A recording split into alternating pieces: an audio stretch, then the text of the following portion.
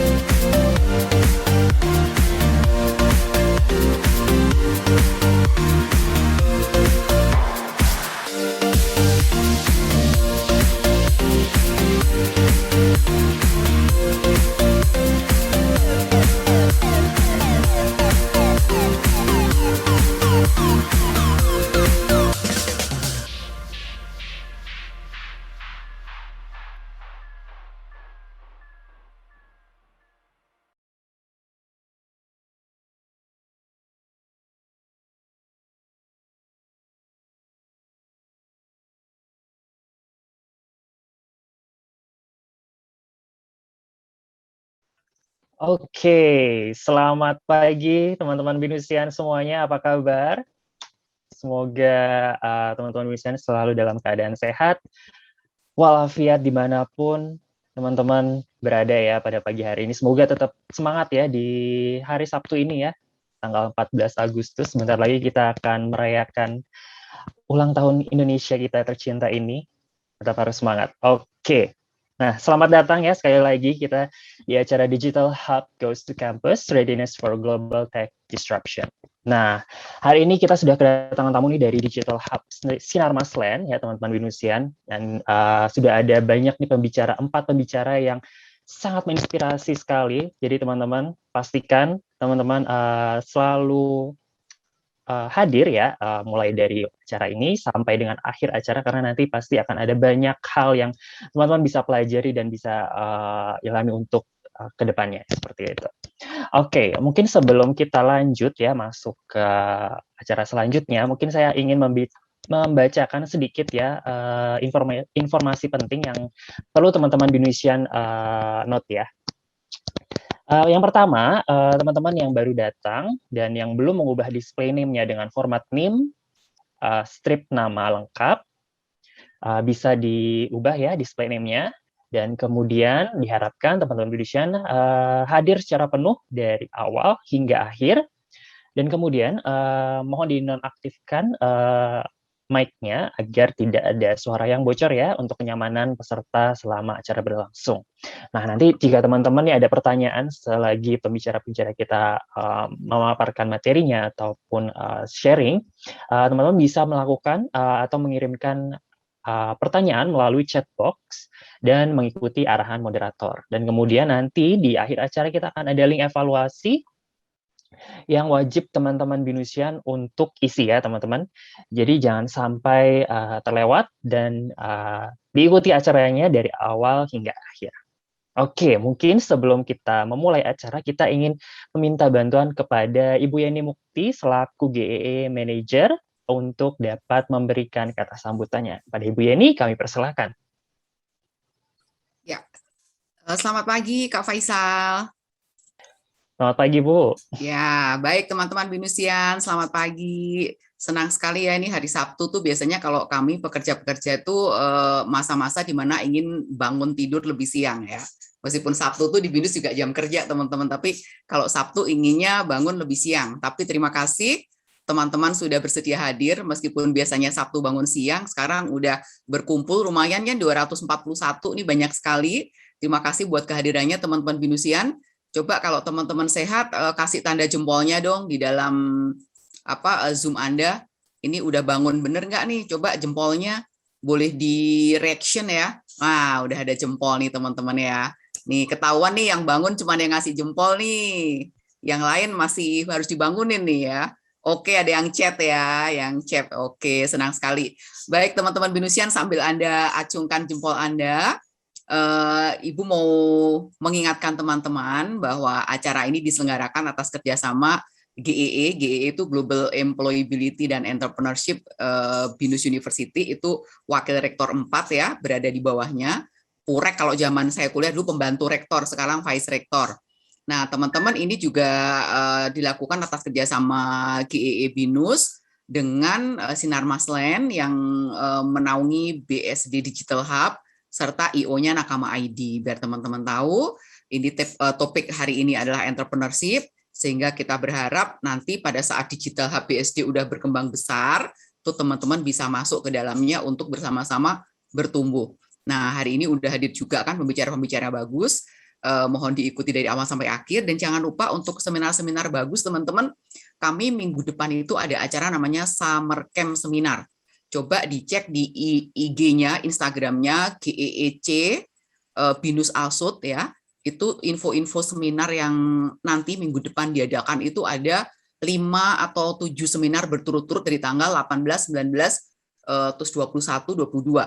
Nah, semua ada poin SAT, bahkan yang 3 seminar itu dari Universitas Malaysia ya. Semua universitinya juga QS Global Ranking juga seperti Binus.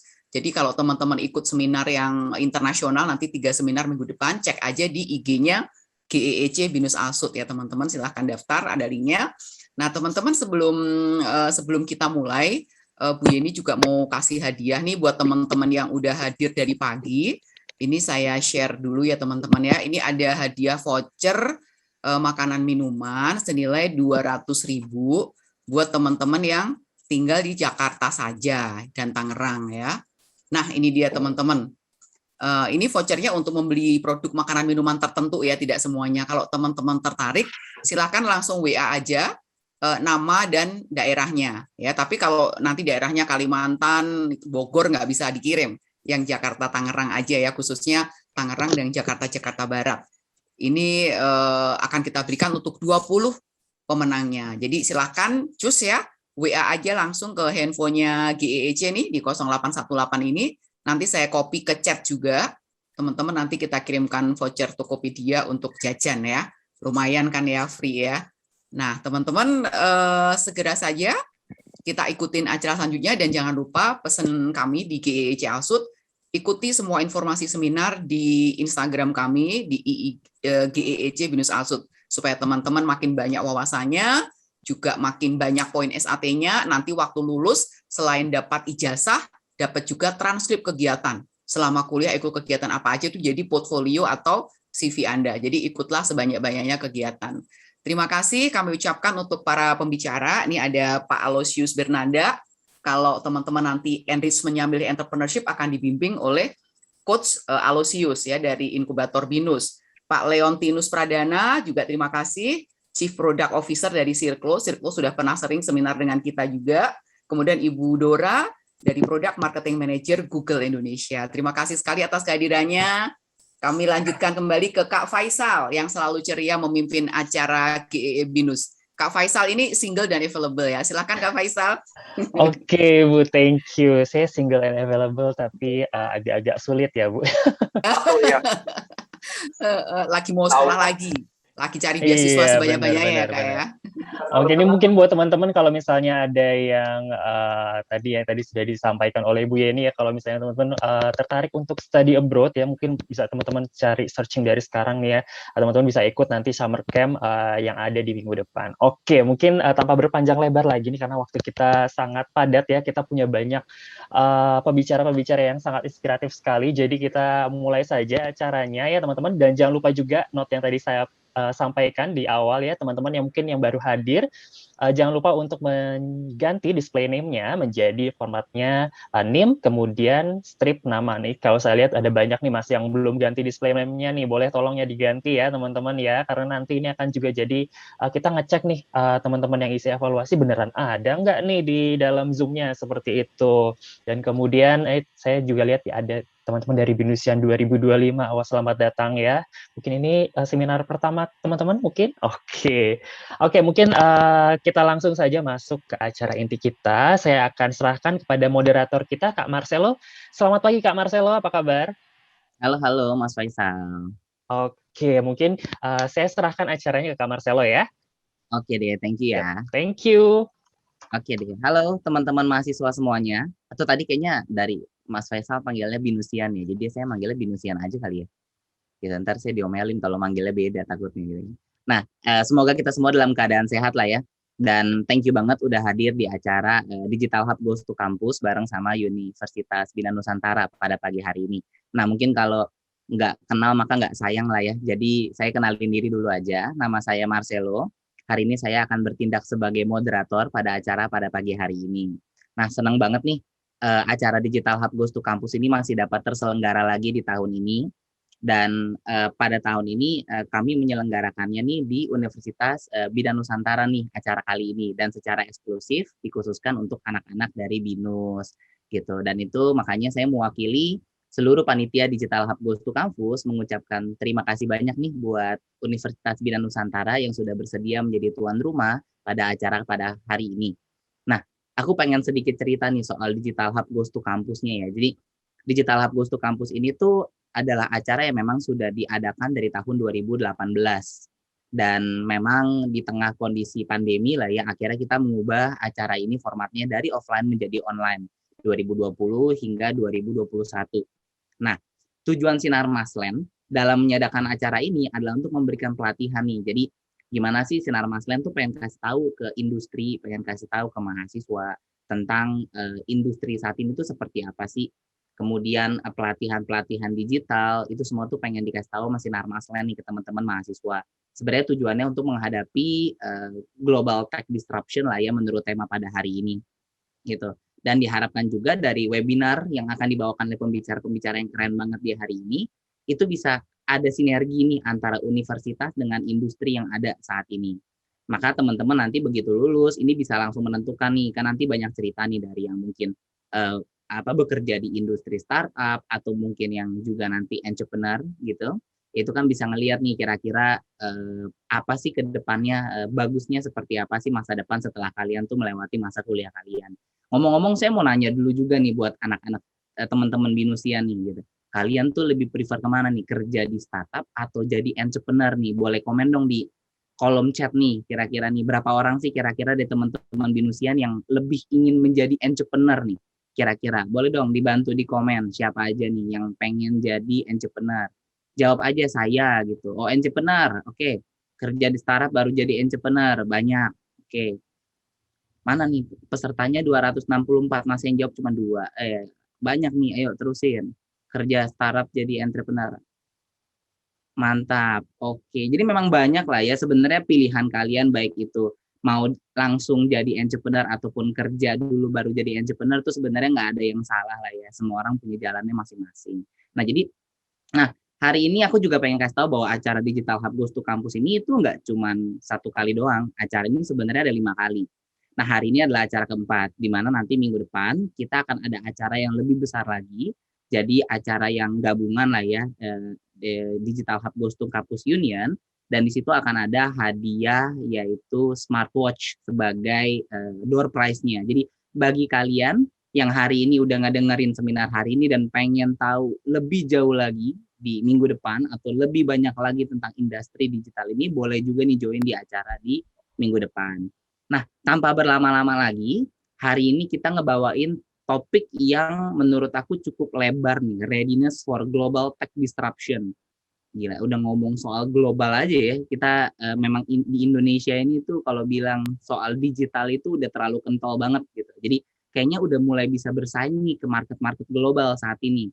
Nah, sekarang kita akan panggil aja dulu narasumber-narasumber kita biar teman-teman Binusia nih pada kenal sama narasumber kita nih. Yang pertama, mungkin bisa dibantu tampilkan di layar juga nih oleh panitia ya. Ada Pak Yonas Yasaharja selaku Head of Event Digital Tech Ecosystem and Development dari Sinar Maslen. Halo Mas Yonas. Halo, selamat pagi semua. Semangat ya ikutin eventnya. Semangat belajar nih semua.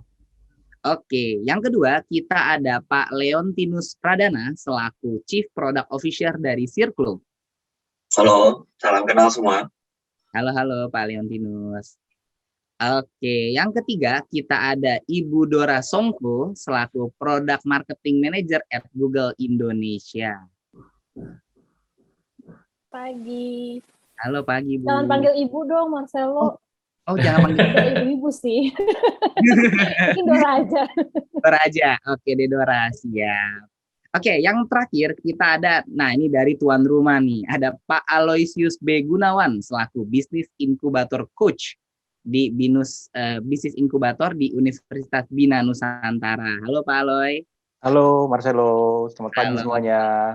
Oke, nah sebelum kita mulai, kita foto-foto dulu nih, takutnya ntar kalau udah mulai di akhir sesi mungkin sudah pada capek ya. Nah, mumpung masih pada segar-segar, kita foto dulu yuk yang speaker-speakersnya nih, ya. Oke, panitia bisa dibantu, saya hitung. 1, 2, 3. 1 kali lagi. 1, 2, 3. Oke, terima kasih banyak untuk sesi fotonya. Tapi ini bukan akhir acara ya, karena sudah sesi foto biasanya. Cuman di baru awal acara, by the way. Oke. Jadi aku mau ngebantu Mas Faisal tadi buat kasih tahu juga ke teman-teman untuk jangan lupa ntar isi feedback formnya di akhir acara. Ya betul ya Mas Faisal ya, buat dapetin sertifikat kayak gitu. Jadi biar kalian mendapatkan poin untuk membantu kalian juga. Nah, yang pasti nih diperhatikan setiap sesi dari hari ini, karena tiap jeda sesi biasanya kita selalu ada kuis. Kalau tadi sudah dibantu oleh Mas Faisal dan Bu Yeni ya tentang adanya hadiah tuh kan tadi kalau nggak salah gitu. Kita juga ada hadiah. Jadi yang tadi di daerah Jakarta Barat sama di daerah Tangerang gitu, kalau di kita yang di Kalimantan bisa dapat karena bentuknya digital. Jadi teman-teman bagi yang letaknya bukan di tempat yang tadi disebutkan, jangan berkecil hati, masih ada hadiahnya. Oke, so kita nggak mau lama-lama lagi. Kita akan panggil pembicara yang pertama, tapi sebelum itu aku mau kasih tahu bahwa sesi Q&A akan ada di akhir acara. Jadi kalian selama acara kalian boleh drop pertanyaan kalian di bawah dengan format nama, kemudian nomor HP, pembicara yang dituju siapa, kemudian pertanyaan itu apa. Jadi jangan nunggu sampai di belakang nih, karena penanya-penanya terbaik juga akan mendapatkan hadiah. Jadi nanyanya tolong yang memang berbobot nih pertanyaannya nih, jangan nanya di dekat daerah BINUS itu ada toko buah apa gitu. Nah pembicaranya nggak ada yang tahu kebetulan kalau pertanyaannya kayak gitu ya. Jadi pertanyaannya yang berbobot tolong dibantu. Oke, nah sekarang kita akan mulai dari yang pertama. Kita akan panggil temanya disampaikan oleh Bapak Yonas Yasa Harja selaku Head of Event Digital Tech Ecosystem dan Development dari Sinarmas Land. Nah, Mas Yonas ini adalah seorang hybrid spesialis, merangkap supervisi operasional di beberapa proyek di Sinarmas Land, dan kemudian tuh udah berkelana di bidang marketing sejak SMA. Nah, kita perlu tahu nih yang kayak gini nih biasanya, dari SMA udah jualan nih, marketing nih. Nah, kemudian berkecimpung juga di dunia animasi, dengan lingkup komunitas animasi yang juga besar dan juga mencapai skala global atau di berbagai negara. Nah, kita ngobrol sedikit nih sama Mas Yonas. Mas Yonas. Halo, halo. Halo Mas Yonas, gimana kabar? Sehat? Sehat. Thank you. Iya, jadi apa? Tadi kan aku dengar ngomongin soal global tech disruption nih hari ini gitu. Aku pengen tahu dong nih, kira-kira dari Sinarmas Land ya, itu dalam menghadapi global tech disruption itu, apalagi di tengah pandemi itu gimana sih Mas Yonas? Ya, kita sendiri tentunya Digital Hub sendiri itu di-create karena kita ready for disruption ya. Jadi sebelum disruption pun waktu tahun 2016 itu Pak Presiden sudah menggaungkan tentang industri 4.0, kita sudah memasuki industri 4.0 katanya. Oke, jadi kita langsung bersiap-siap, kita punya kita mau bikin ekosistem digital hub, terus kemudian kita mempersiapkan segala infrastruktur yang ada di BSD City gitu. Itu membuat di waktu kita menyambut pandemi itu kita sudah siap gitu. Oke, Mas Yonas, ini kan kita sekalian kenalan nih sama teman-teman Binusian kan ya. Iya. Halo semua. Digital Hub tuh apa sih Mas Yonas sebenarnya? Ya, Digital Hub itu sebenarnya suatu area yang kita tempatkan di BSD City yang isinya juga ekosistem startup dan teknologi company, di mana kita bisa berkolaborasi, membaur. Jadi kalau yang tadi masuk duluan tuh ke Zoom ini pasti nonton juga di videonya bahwa di sini adalah tempatnya para startup bisa berkolaborasi, berkreasi gitu ya. Terus tempatnya juga enak gitu. Terus dari ekosistemnya juga sudah berkembang terus dari tahun 2016 sampai sekarang kita sudah ada unicorn juga. Oh, gitu jadi yang ada di sini. Bentuknya ekosistem lah ya Mas Yonas berarti ya. Yes. Yes, betul. Jadi dari Digital Hub secara fisik ada, tapi secara ekosistem juga ada. Oke. Nah, Mas Yonas, ini kan tadi kan aku baca-bacain chat ya, rata-rata tuh anak-anak di Binus ini nih atau Binusian ini pada pengen jadi entrepreneur nih. Walaupun tadi awalnya dia bilang saya mau kerja dulu, mau startup dulu, akhir-akhirnya tetap entre. Nah, kita pengen tahu nih kan, berarti kira-kira pertama, kalau dari Sinarmas sendiri gitu, caranya Sinarmas beradaptasi, langkah adaptasinya tuh apa sih yang dilakukan Sinarmas buat menghadapi global tech ya?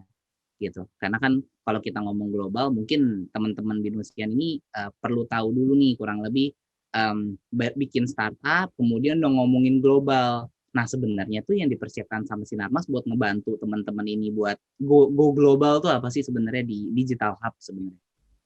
Ya, jadi kembali lagi ke ekosistemnya tadi. Jadi hebat-hebat ya nih semua yang ikut ternyata entrepreneur semua nih. calon-calon startup baru nih. Gitu. Kita seneng banget, apalagi we are welcoming startup dari manapun gitu ya, bahkan dari luar Pulau Jawa gitu. Kita welcome semua untuk kolaborasi di ekosistem kita. Jadi biar ekosistemnya tuh berkembang semakin besar, dan itu juga akan kembali ke startupnya sendiri nantinya gitu.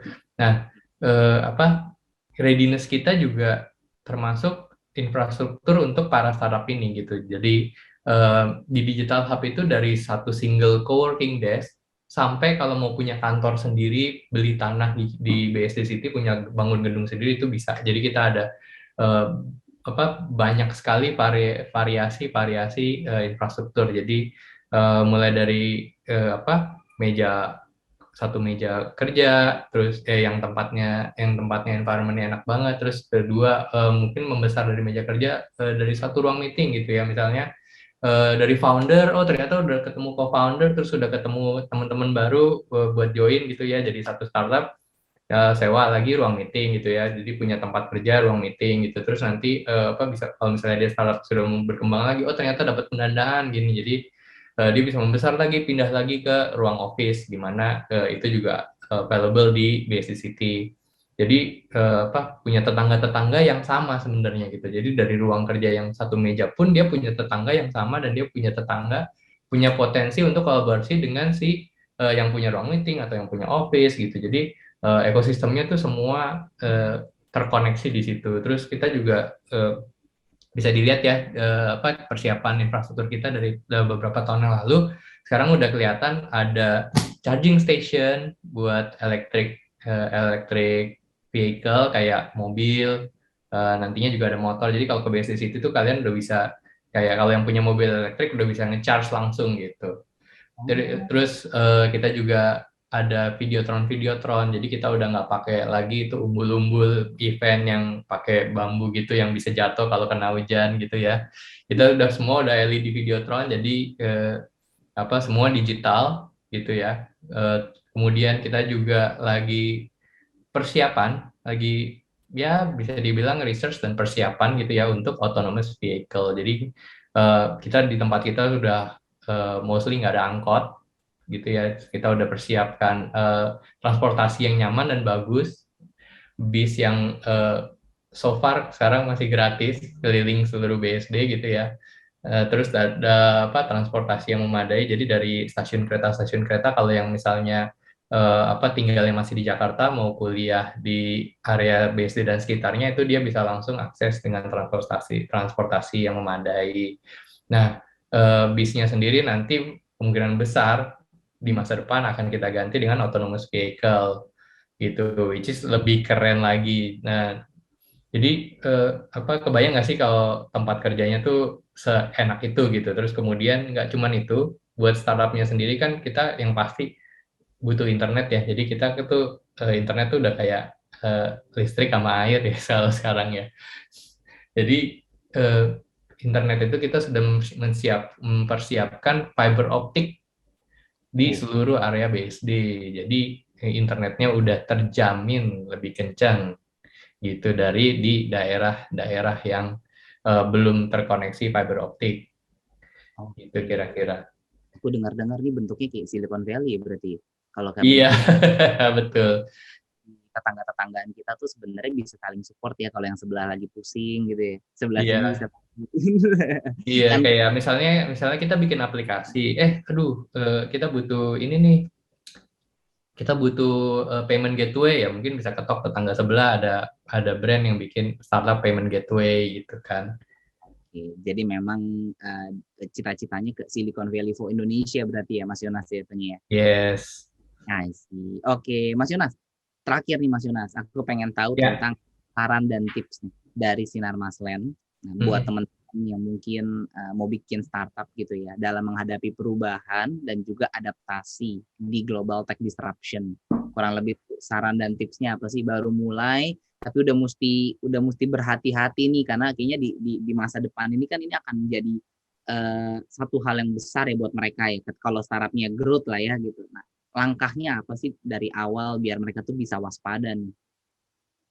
Yang pasti mempersiapkan diri untuk balik lagi ke judul ya, jadi mempersiapkan diri untuk readiness for disruption gitu. Jadi kita sendiri sebagai startup tuh harus agile. Jadi agile itu dalam arti kalau misalnya kita create sesuatu, misalnya kita develop aplikasi gitu, aplikasinya untuk misalnya kayak tadi e-commerce misalnya, tapi ternyata e-commerce ini ada disrupsi baru di tahun kedua atau tahun ketiga. Jadi wah saya udah terlanjur bikin nih e-commerce-nya. Nah itu kita juga harus fleksibel ya, jadi nggak bisa saya merasa e-commerce saya paling bener nih, harusnya bisa laku nih. Nah itu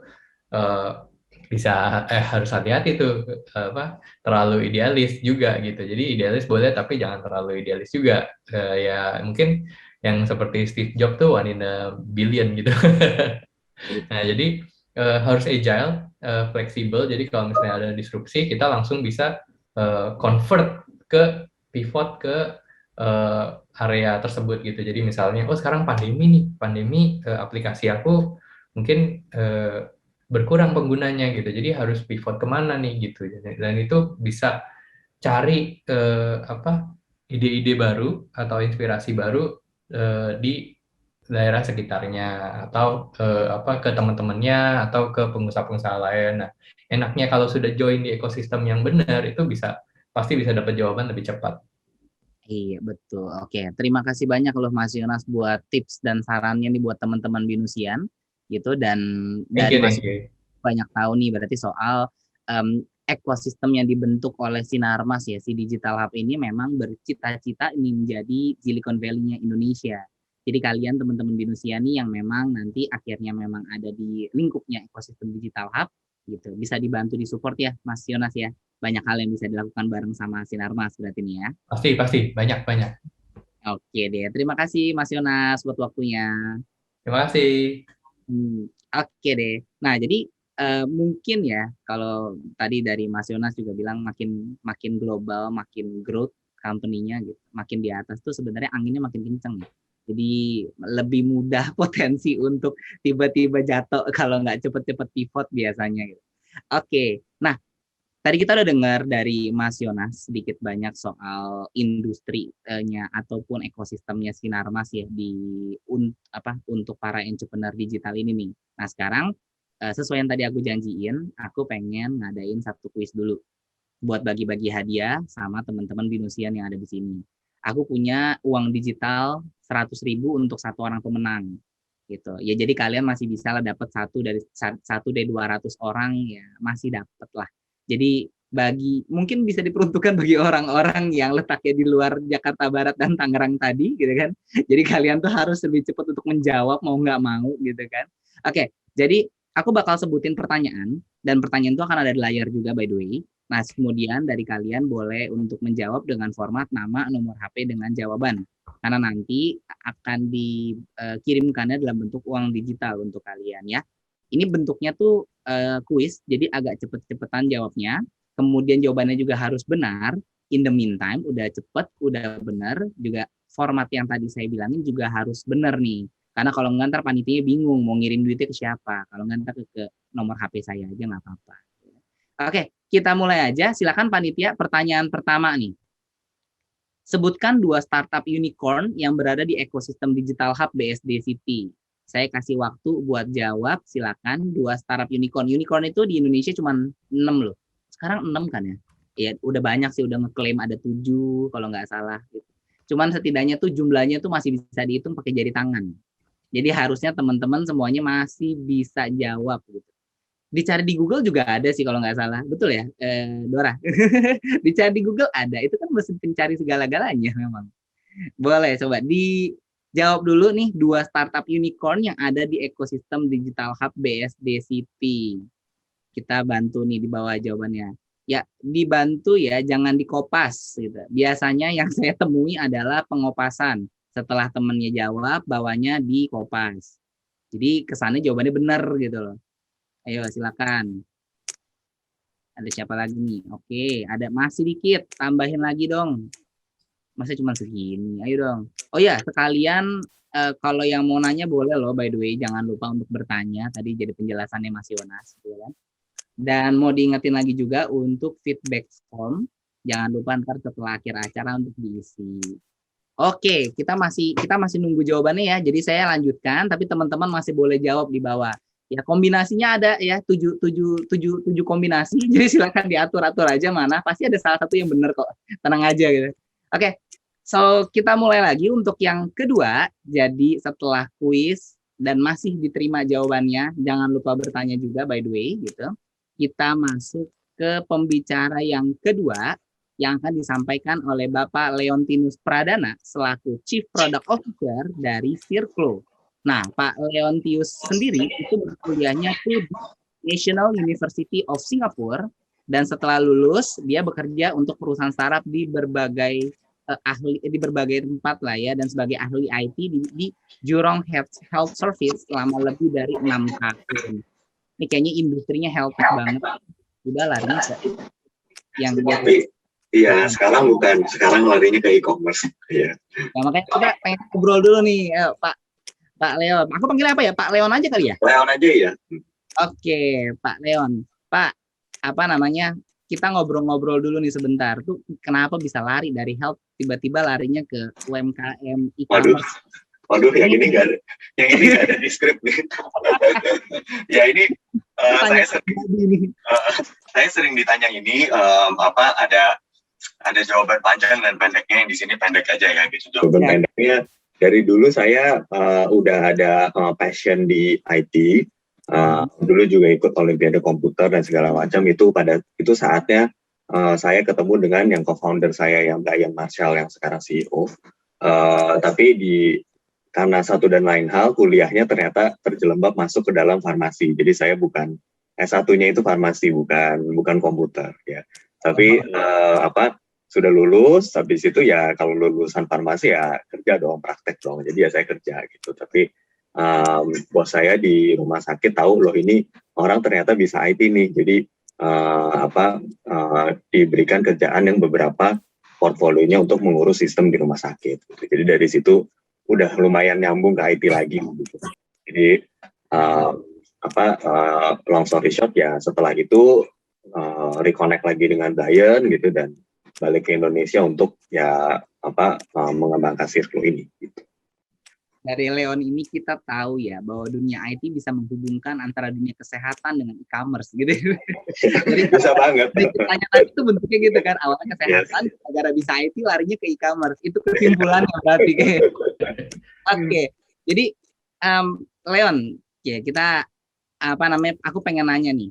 Kira-kira kalau kita bilang disrupsi di bidang e-commerce gitu kan ya. Sebenarnya bagaimana sih Circlo membantu disrupsi di bidang e-commerce ini nih? Gitu melalui kegiatan online, apalagi kayaknya sekarang pandemi butuh banget ya adaptasi online lah ya.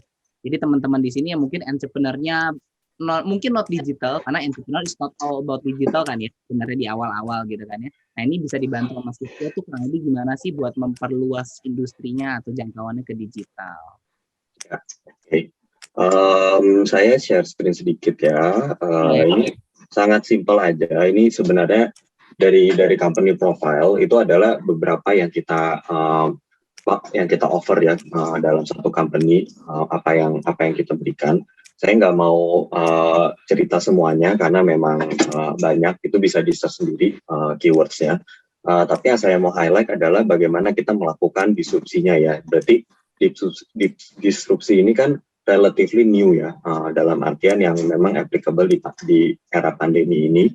Yang pertama, untuk yang Circlo Store, ini adalah salah satu produk flagship kita, salah satu produk yang paling lama, in fact berdiri dari sejak awal adanya Circlo. Ini adalah solusi untuk berjualan di berbagai e-commerce channel, jadi bisa jualan di website, jualan di marketplace, jualan melalui chat atau WhatsApp, itu bisa di dalam satu tempat. Gitu. Dan itu adalah solusi yang kita berikan baru recently sekitar awal tahun ini ya, baru kita mulai menyatukan itu. Sebelumnya di dalam perusahaan kita ada semua fitur-fitur tersebut itu ada, tapi lumayan terpencar dalam beberapa produk yang berbeda. Nah, di awal tahun ini kita sudah menyatukan itu agar menjadi solusi yang satu tempat dan juga lebih affordable. Jadi untuk para entrepreneur, para startup, di satu sisi juga ini kalau dilihat dari sisi Sirklo itu adalah inovasi untuk mensimpelkan atau memudahkan orang untuk mengetahui kalau mau jualan online, mau yang simpel cepat ya udah satu aja namanya Sirklo Store gitu, nggak bermacam-macam aneh-aneh harus pilih-pilih gitu. Dan juga untuk para entrepreneur yang masih yang jualannya bisa mulai dari retailer ya. Jadi kalau terutama jualan barang atau jualan online apa gitu ya, barang lucu-lucu, baju dan kawan-kawan itu sangat bisa banget menjadi klien kita gitu. Ini jadi jualan kan, tapi begitulah kira-kira. Lalu yang kedua yang saya mau highlight itu adalah yang supply itu yang di mana tuh, di nomor 3 yang di atas, yang enterprise, itu adalah B2B platform digital untuk menghubungkan prinsipal brand dengan kategori ibu dan bayi dengan toko retail kecil. Jadi bagaimana caranya itu adalah toko-toko retail kecil, jadi contohnya seperti Minimart gitu, lalu toko-toko bayi gitu ya, toko susu gitu yang sering ada di jalanan gitu, itu mereka kan kesulitan untuk mendapatkan harga yang barang yang dengan harga grosir tapi dengan minimum order quantity yang kecil gitu. Ini adalah salah satu bentuk inovasinya, karena dari bisnis lain-lain yang orami, yaitu shopping untuk mom and baby, itu kita tahu bahwa klien-klien ini dan toko-toko ini nih sebenarnya butuh gitu untuk mendapatkan jalur distribusi ini gitu. Jadi moral of the story-nya tuh lebih ke kayak harus identify setiap saat dan nggak boleh takut untuk expand ke mungkin bisnis lain atau model bisnis lain yang mungkin tidak persis sama dengan yang sudah ada sebelumnya. Itu dua aja yang saya highlight dulu. Oke, terima kasih banyak Leon. Berarti ini yang dilakukan oleh Sirklo ya dalam membantu proses online-nya nih kurang lebih nih di setiap UMKM ataupun SME. Nah, Leon, aku pengen nanya lagi nih. Kalau misalkan kan ya kita ngomong itulah ya pandemi. Kita masih bahas pandemi lah karena jatuhnya kalau kita ngomong soal UMKM, kita ngomong soal online tuh nggak jauh-jauh dari satu kata ini yang lagi hangat banget ya dibilang gitu. Sebenarnya selama proses pandemi ini, Sirklo tuh sebenarnya ada inovasi gak sih yang memang dibuat memang selama proses pandemi karena melihat keadaan pandemi. Jadi mungkin kalau dari sebelum itu kan, mencoba untuk UMKM go digital and etc. Sebelum pandemi orang masih tutup sebelah mata ya karena masih bisa jualan offline. Saat ini semuanya gitu. Nah, ada gak sih disrupsi innovation yang dilakukan sama Sirklo gitu yang memang dibuatnya itu selama pandemi karena melihat keadaan selama pandemi ini? Ya, oke. Nah, kalau yang ini seperti yang tadi di slide ya, saya mau bagi dua. Jadi ada bagian yang untuk entrepreneur dan untuk enterprise. Karena kita secara internal juga membagi segmen bisnis kita kedua besar ini gitu. Untuk yang segmen UMKM atau segmen entrepreneur, kita melihat dari pertama begini, pada selama pandemi ada beberapa hal yang terjadi gitu. Pertama adalah masyarakat makin sensitif terhadap harga. Gitu. Yang saya bilang masyarakat ini juga termasuk sebenarnya para UMKM ya, karena daya beli masyarakat turun, lalu penjualannya UMKM ini turun, dan mereka itu yang kami lihat adalah karena ya tipe-tipe UMKM lah ya, bisnis kecil ya, mungkin mereka tidak punya semacam modeling marketing yang baik gitu, lalu tidak punya kayak financial modeling, tidak punya kayak orang accounting yang baik gitu ya, sehingga kemampuannya terbatas untuk melihat ke depan gitu. Yang terjadi kalau ada pandemi yang benar-benar kayak jungkir balik lah semua gitu ya, semua hitungan yang di awal kayaknya benar jadi kacau semua gitu. Nah, jadi artinya UMKM ini makin sensitif terhadap harga gitu. Nah, yang kita lakukan adalah kita lihat itu dan kita lihat itu sebagai opportunity untuk menambah atau membantu mereka gitu, membantu masyarakat, membantu UMKM yang tetap mau berjualan online. Dan juga satu lagi yang saya lupa tadi sebut adalah karena memang pandemi ini banyak restriksi secara fisik, jadi tentunya makin banyak lagi UMKM yang ingin melihat ya udah kita jualan online gimana caranya gitu ya. Dan ditambah dengan yang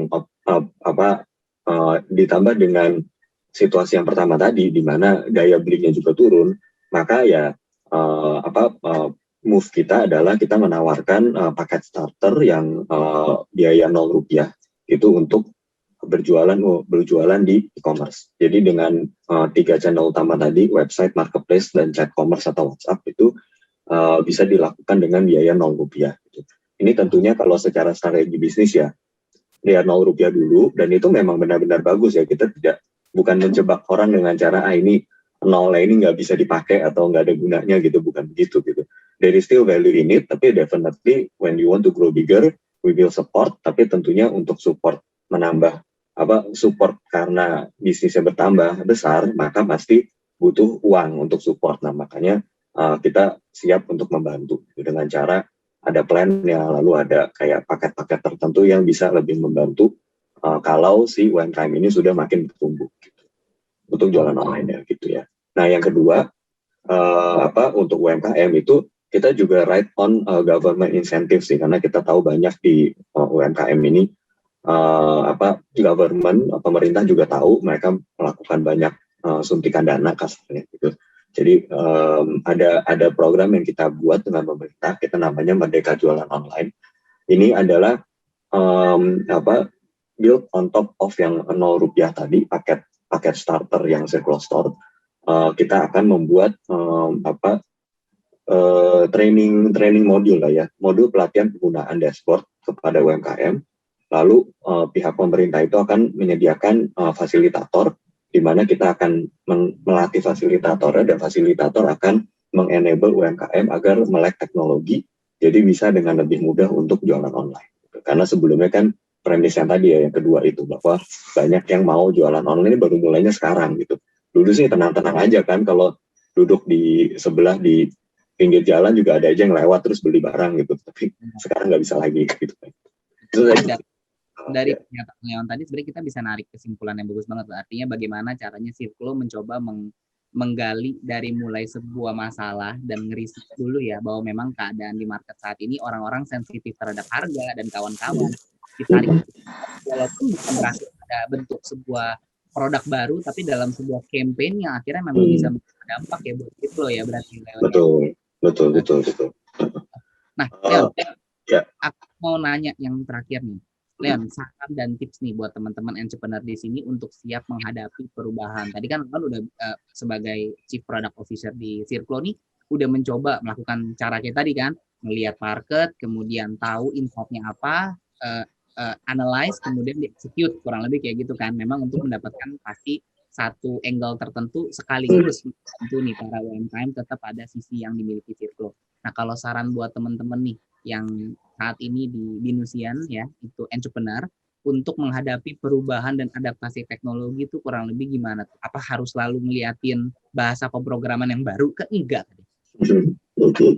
Kalau buat saya, kalau bahasa pemrograman itu adalah alat ya. Jadi kita harus tahu dulu dari awal kita maunya mencapai apa gitu. Kita mau, ini jadi ngomongin bahasa pemrograman tadi di ininya bahasa pemrograman, karena kita harus tahu apa yang kita mau. Kita mau cepat keluar produknya, apakah kita mau produknya itu rapi dan bisa diganti dengan cepat di kemudian hari atau apa, nanti bahasa pemrogramannya ngikut gitu. Jangan pakai yang aneh-aneh kayak yang beresiko tinggi, karena itu unpredictable kan. Yang kita mau lakukan adalah kita memberikan value ke customer, itu bukan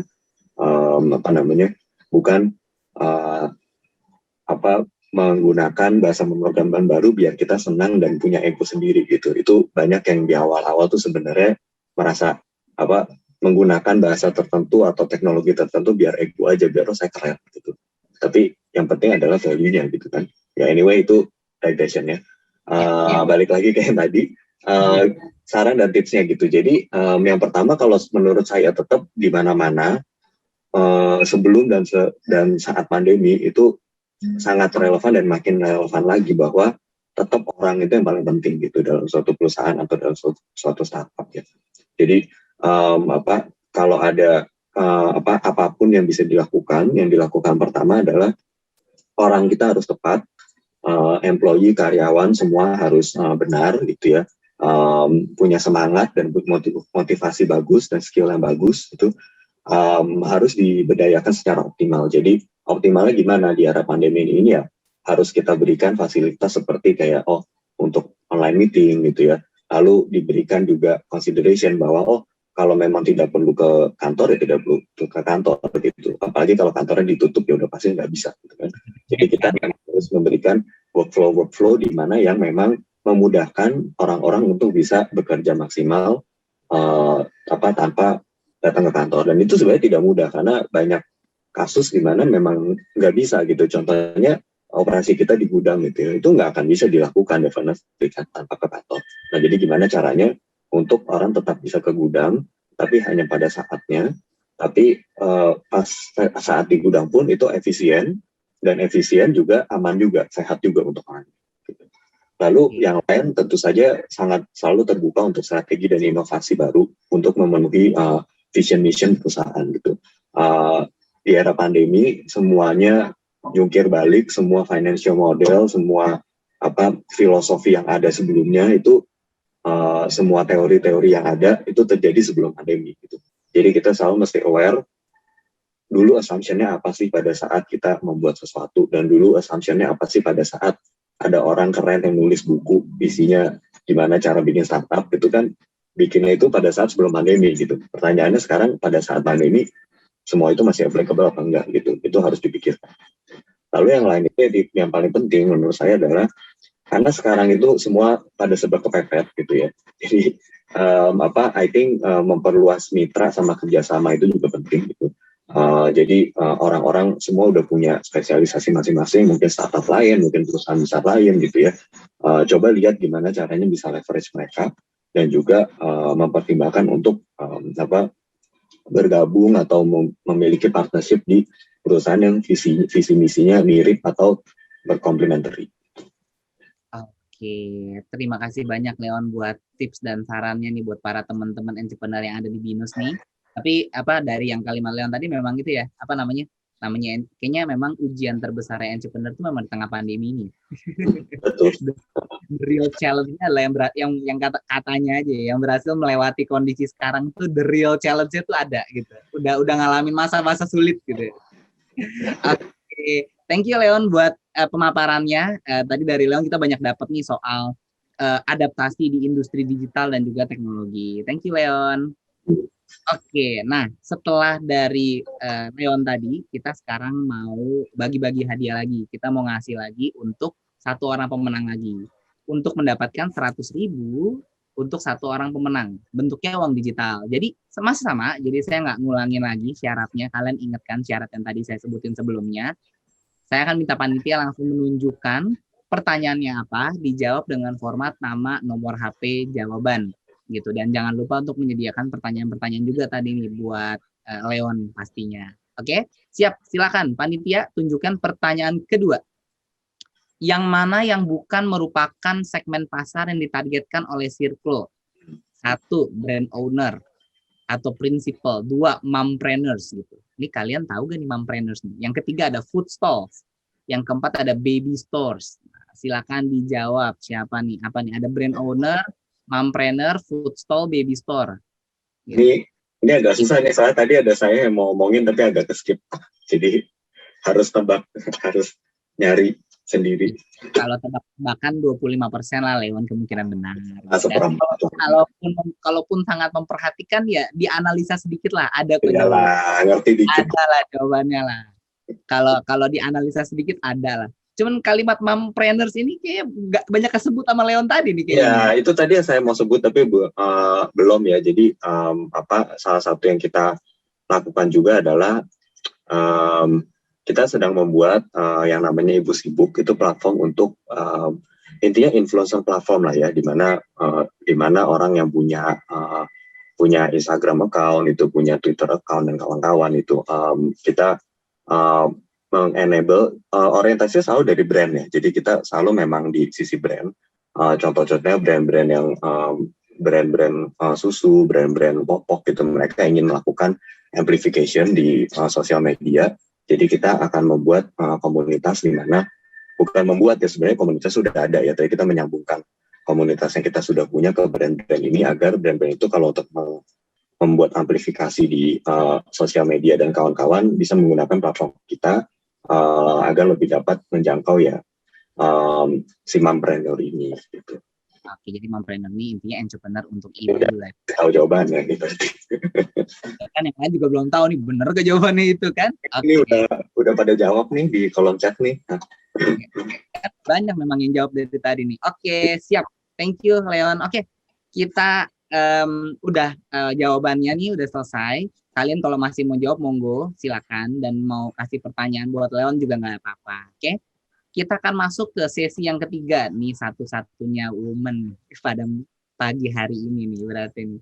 Kita panggil dulu ada Ibu Dora Songko selaku Product Marketing Manager at Google Indonesia. Walaupun tadi saya nggak diizinkan panggil Ibu, cuman kan resminya Ibu dulu nih kan ya, gitu kan. Nah, Dora ini adalah seorang yang loyal, energik, dan bersemangat dalam industri komunikasi yang dengan lebih dari 13 tahun berkarir di bidang pemasaran dan juga komunikasi. Kemudian memulai karirnya di biro iklan, kemudian pernah bekerja ya di organisasi sosial, organisasi bisnis sosial, dan sekarang telah bersama Google selama hampir 2 tahun. Nah, jadi kita pengen tahu nih, dari Google kan pasti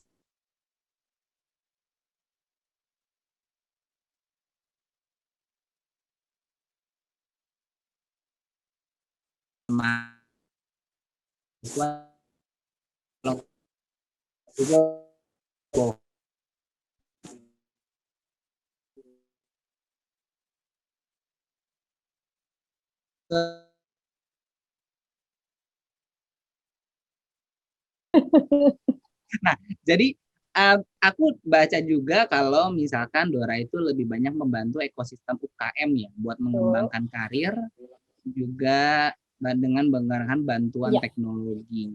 Nah, Dora, pengen tanya sebenarnya tanggapan Google nih, dari sisi Google mengenai disrupsi teknologi ini di tengah-tengah masa pandemi itu gimana sih? Oke, sebenarnya? aku mau nyapa dulu ya. Selamat pagi Mas Yonas, Mas Leo, Pak Alosius. Terima kasih buat waktunya. Aku boleh sharing di sini.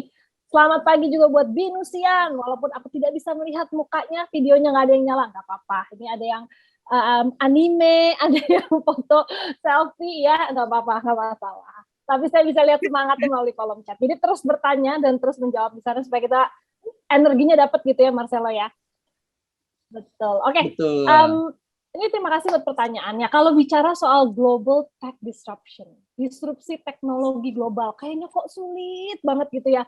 Bahasanya kok sulit banget gitu ya. Padahal disrupsi teknologi itu udah jadi bagian hidup kita sehari-hari. Ya, inovasi perubahan besar-besarannya udah terjadi globally, tapi juga fundamentally di berbagai bidang, baik pendidikan, kesehatan, ekonomi, pertahanan, ini udah dirasakan semuanya. Bahkan ke kehidupan kita paling kecil nih, loh, ya mungkin aku mau kasih gambaran nih, contoh apa sih disrupsi teknologi itu gitu ya. Dulu waktu kita janjian nih sama teman atau sama pacar, dasarnya kita nih asas kepercayaan nih dulu ya, zaman dahulu. Ketemu di sekolah misalnya, janjian yuk di mall gitu ya, jam 5 ya, depan Fuji Film gitu kan. Nah, kita nih yang udah sampai di mall duluan, ya nunggu aja gitu, percaya aja ya kan, teman kita pasti akan datang gitu. Karena nggak ada telepon ya, nggak bisa nanya mereka ada di mana ya, yang ngangguk pasti seumuran sama saya. Nggak ada telepon, nggak bisa janjiannya gimana gitu ya. Lalu masuk era pager, mungkin ada yang tahu pager di sini, Binusian? Pager ya. Harus telepon dulu ke customer service-nya untuk Mbak tolong bilang saya janjian di sini, muncullah di pager kita gitu ya. Nah, muncul lagi adanya telepon genggam gitu. Baru bisa tuh janjian teleponan segala macam. Terus sekarang telepon genggamnya sudah pintar atau smartphone gitu ya. Semudah itu kita janjian, semudah itu kita bilang sekarang mungkin teman-teman Sherlock dong, Sherlock gitu ya. Supaya kita benar-benar yakin teman kita udah jalan. Nah, ini semua disrupsi teknologi loh teman-teman, perubahan dari mulai kita janjian dengan asas kepercayaan sampai akhirnya kita bisa Sherlock gitu. Nah itu terjadi karena adanya teknologi digital gitu, adanya disrupsi itu. Apalagi loh di saat-saat seperti ini nih teman-teman Binusian, apalagi saat-saat seperti ini di mana semua bidang nih quote unquote dipaksa bertransformasi ya, karena yang tadi mungkin Leo juga cerita yang tadinya nggak pernah online harus online gitu ya. Baik dari UMKM, yang mikro banget, unicorn, startup ya, sampai perusahaan-perusahaan bahkan seperti Google gitu. Seperti tadi Yonas juga bilang kita harus being agile. Itu benar banget. Terus berinovasi. Itu udah bukan lagi pilihan. Emang udah harus ada di DNA-nya di kita sekarang. Jadi ini Binusian yang mau jadi entrepreneur, yang mau jadi startup, DNA kita udah harus itu, inovatif dan agile gitu. Nah di Google sendiri sebenarnya inovasi itu kan runs in our blood ya. Semua Google employee ini, bahkan saya 2 tahun di sini ditantang gitu ya untuk berinovasi gitu. Sehingga memang beberapa sistem atau tools seperti mungkin teman-teman dengar artificial intelligence, machine learning, cloud computing, Google Search, Google Map gitu ya, itu bisa lahir karena itu, being agile, inovasi, lihat insight-nya, pakai datanya gitu ya. Dan kalau buat kami, tantangannya saat ini di Google adalah gimana sih inovasi-inovasi tadi itu bisa membantu menyelesaikan masalah yang ada di masyarakat. Gitu. Jadi menurut aku disrupsi teknologi udah nggak bisa dihindari, kita ada di saat itu sekarang gitu ya, tapi kembali lagi ke kita gimana kita being agile dan berinovasi gitu. Oke deh, tadi ngomongin soal Sherlock itu pasti itu asal muasal masalahnya tuh adalah dari orang yang selalu bilang OTW tapi nggak jalan. OTW tapi di tempat tidur. Jadi ada fitur Sherlock itu tujuannya tuh kembali dulu nggak ada. Kembali karena ada masalah dulu kan ya. Kalau teknologi itu gitu, menjawab masalah dulu aja gitu. Benar betul. Cuma fitur yang sekarang belum ada nih auto Sherlock ya. Jadi ketika diminta gitu, kadang-kadang masih Sherlock nggak mau. Dulu, 15 menit. Saya catat Elo ya. Gue lagi OTW bentar gitu ya, kaki jalan-jalan. Betul, mesti auto ya. Begitu ditanya langsung. Mahasiswa di sini pernah menghadapi hal itu. Gitu. Nah, Dora, kita mau nanya lagi nih. Tadi kan ngomong soal tanggapan Google tentang disrupsi teknologi yang memang udah ada lah ya saat ini. Namanya disrupsi teknologi, dari kita beli makanan udah nggak jalan aja itu udah betul, benar. Ya. Nah, usaha Google nih untuk membantu mempersiapkan mulai dari talentnya kan harus ngerti ya terhadap teknologi. Even dia bukan orang IT, tapi dia harus ngerti terhadap perkembangan teknologinya, gitu kan daily life gitu. Buat startup, kemudian masyarakat nih untuk menghadapi disrupsi teknologi. Ini usaha-usaha yang dilakukan Google tuh apa nih buat teman-teman yang ada? Oke. Sebelum aku jawab ya, mungkin aku mau tanya dulu nih, Binusian di sini. Ayo siapkan jempol-jempol dan jarinya. Kira-kira teman-teman Binusian tahu nggak? 1 dekade dari sekarang, tahun 2030 ya, less than a decade. Ada berapa sih kekurangan talenta digital di Indonesia? Ini aku nggak ada hadiah, mohon maaf. Yang ini belum ada hadiahnya. Hanya bertanya aja. Ada nggak kira-kira yang tahu kekurangan talenta digital di Indonesia tuh nanti 1 dekade lagi ada gapnya berapa? Ada yang tahu? Boleh di kolom chat. Nah, ini adalah contoh pertanyaan yang mewajibkan kalian untuk membuka Google kalian. Karena saya tidak, kalau nggak buka. Nggak apa-apa. Nggak ada yang salah. Nggak ada yang salah. Kira-kira aja kekurangan talenta digital berapa sih di 2030 ya? Kita bicara 2030. Kira-kira ada yang berani jawab nggak? Salah. Ada yang mau pas nih, Indonesia masih kekurangan 9 juta talenta digital pada periode. Nah, ini Google banget. Saya yakin banget anak-anak minat kayak gini. Betul. Siapa itu yang menjawab? Ini anak-anak ini ada. Bener, pinter banget. Bener. Fadli, luar biasa kamu. Cakep, bener.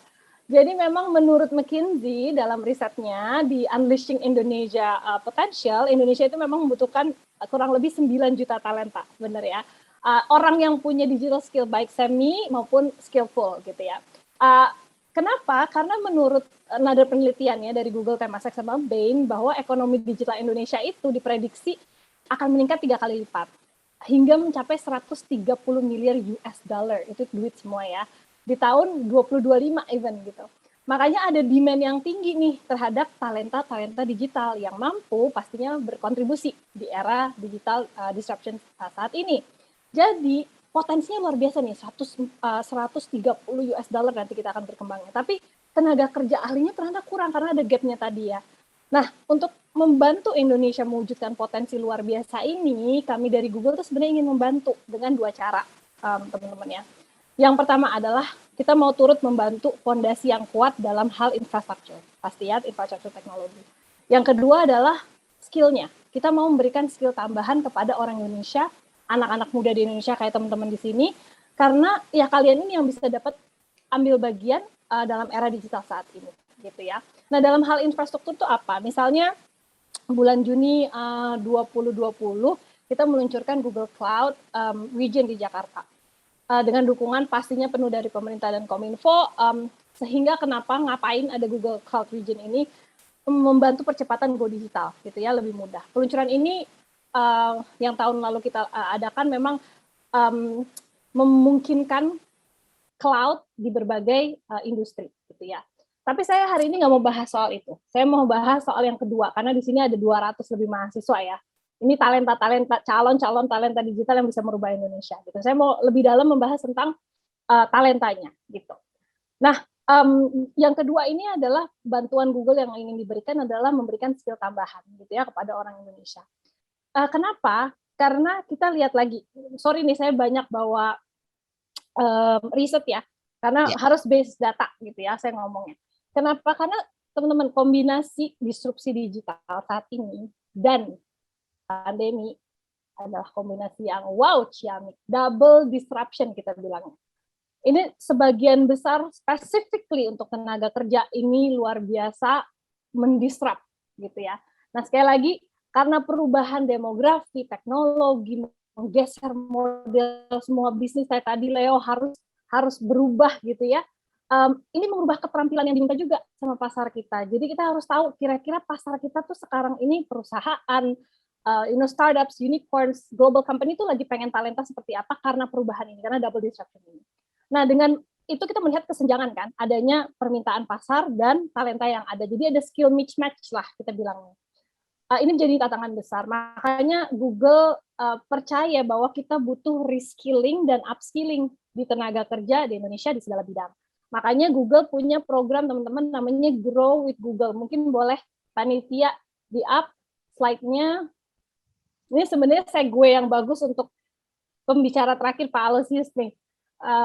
Karena kita ngebahas talenta digital ya, Pak Aloysius pasti paling tahu mahasiswa-mahasiswanya gimana. Boleh di up slide-nya, aku mau share sedikit tentang apa sih Grow with Google. Thank you. Oke, yes. Oke.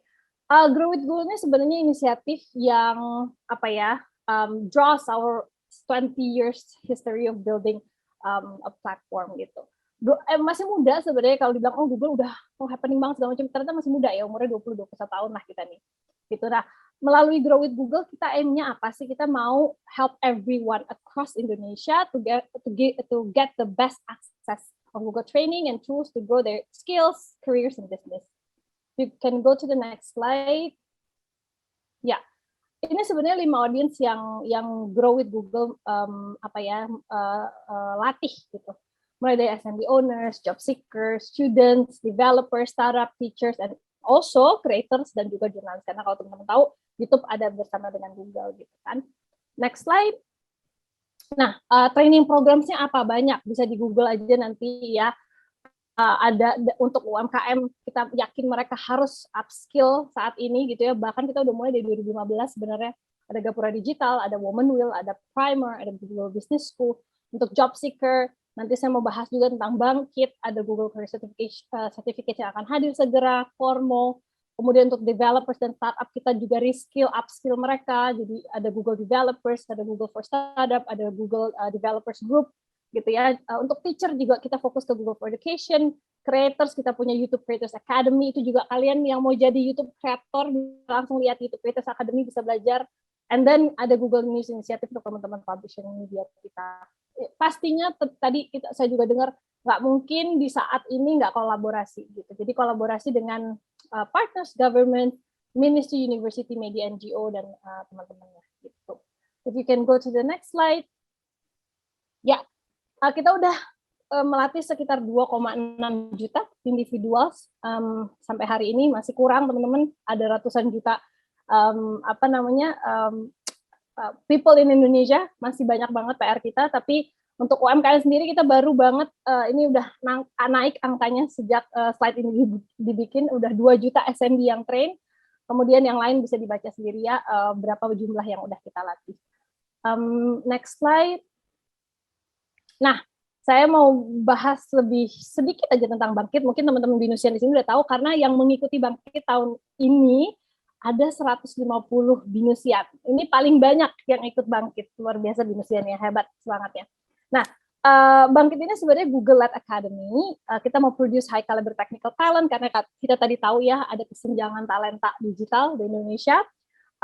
Tahun ini kita ngelatih 3.000, sudah meluluskan 2.250 dari 250 universitas termasuk BINUS.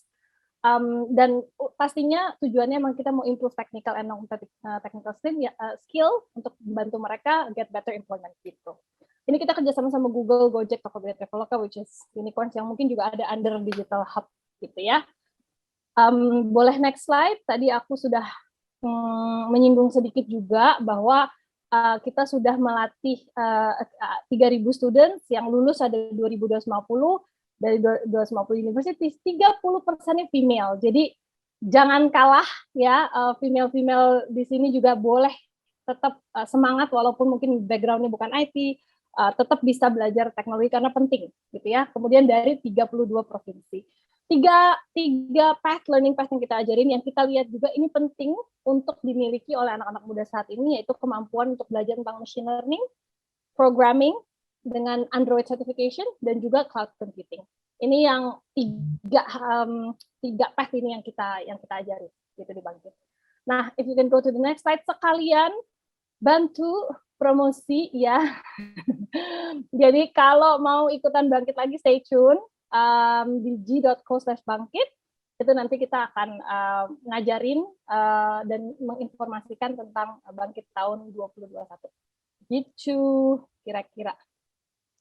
Oke, terima kasih banyak Dora untuk pemaparannya pada pagi hari ini. Tadi udah banyak nih ya tahu soal disrupsi teknologi dan perannya Google lah ya dalam membantu ini tuh kurang lebih apa aja gitu. Ya. Nanti jangan lupa nih mungkin kalau yang mau nanya-nanya bisa tanya di kolom komentar. Bagi yang pengen tahu lebih jauh soal Bangkit, boleh ditanya juga di komentar. Nanti siapa tahu bisa dijawab sama Dora di komentar.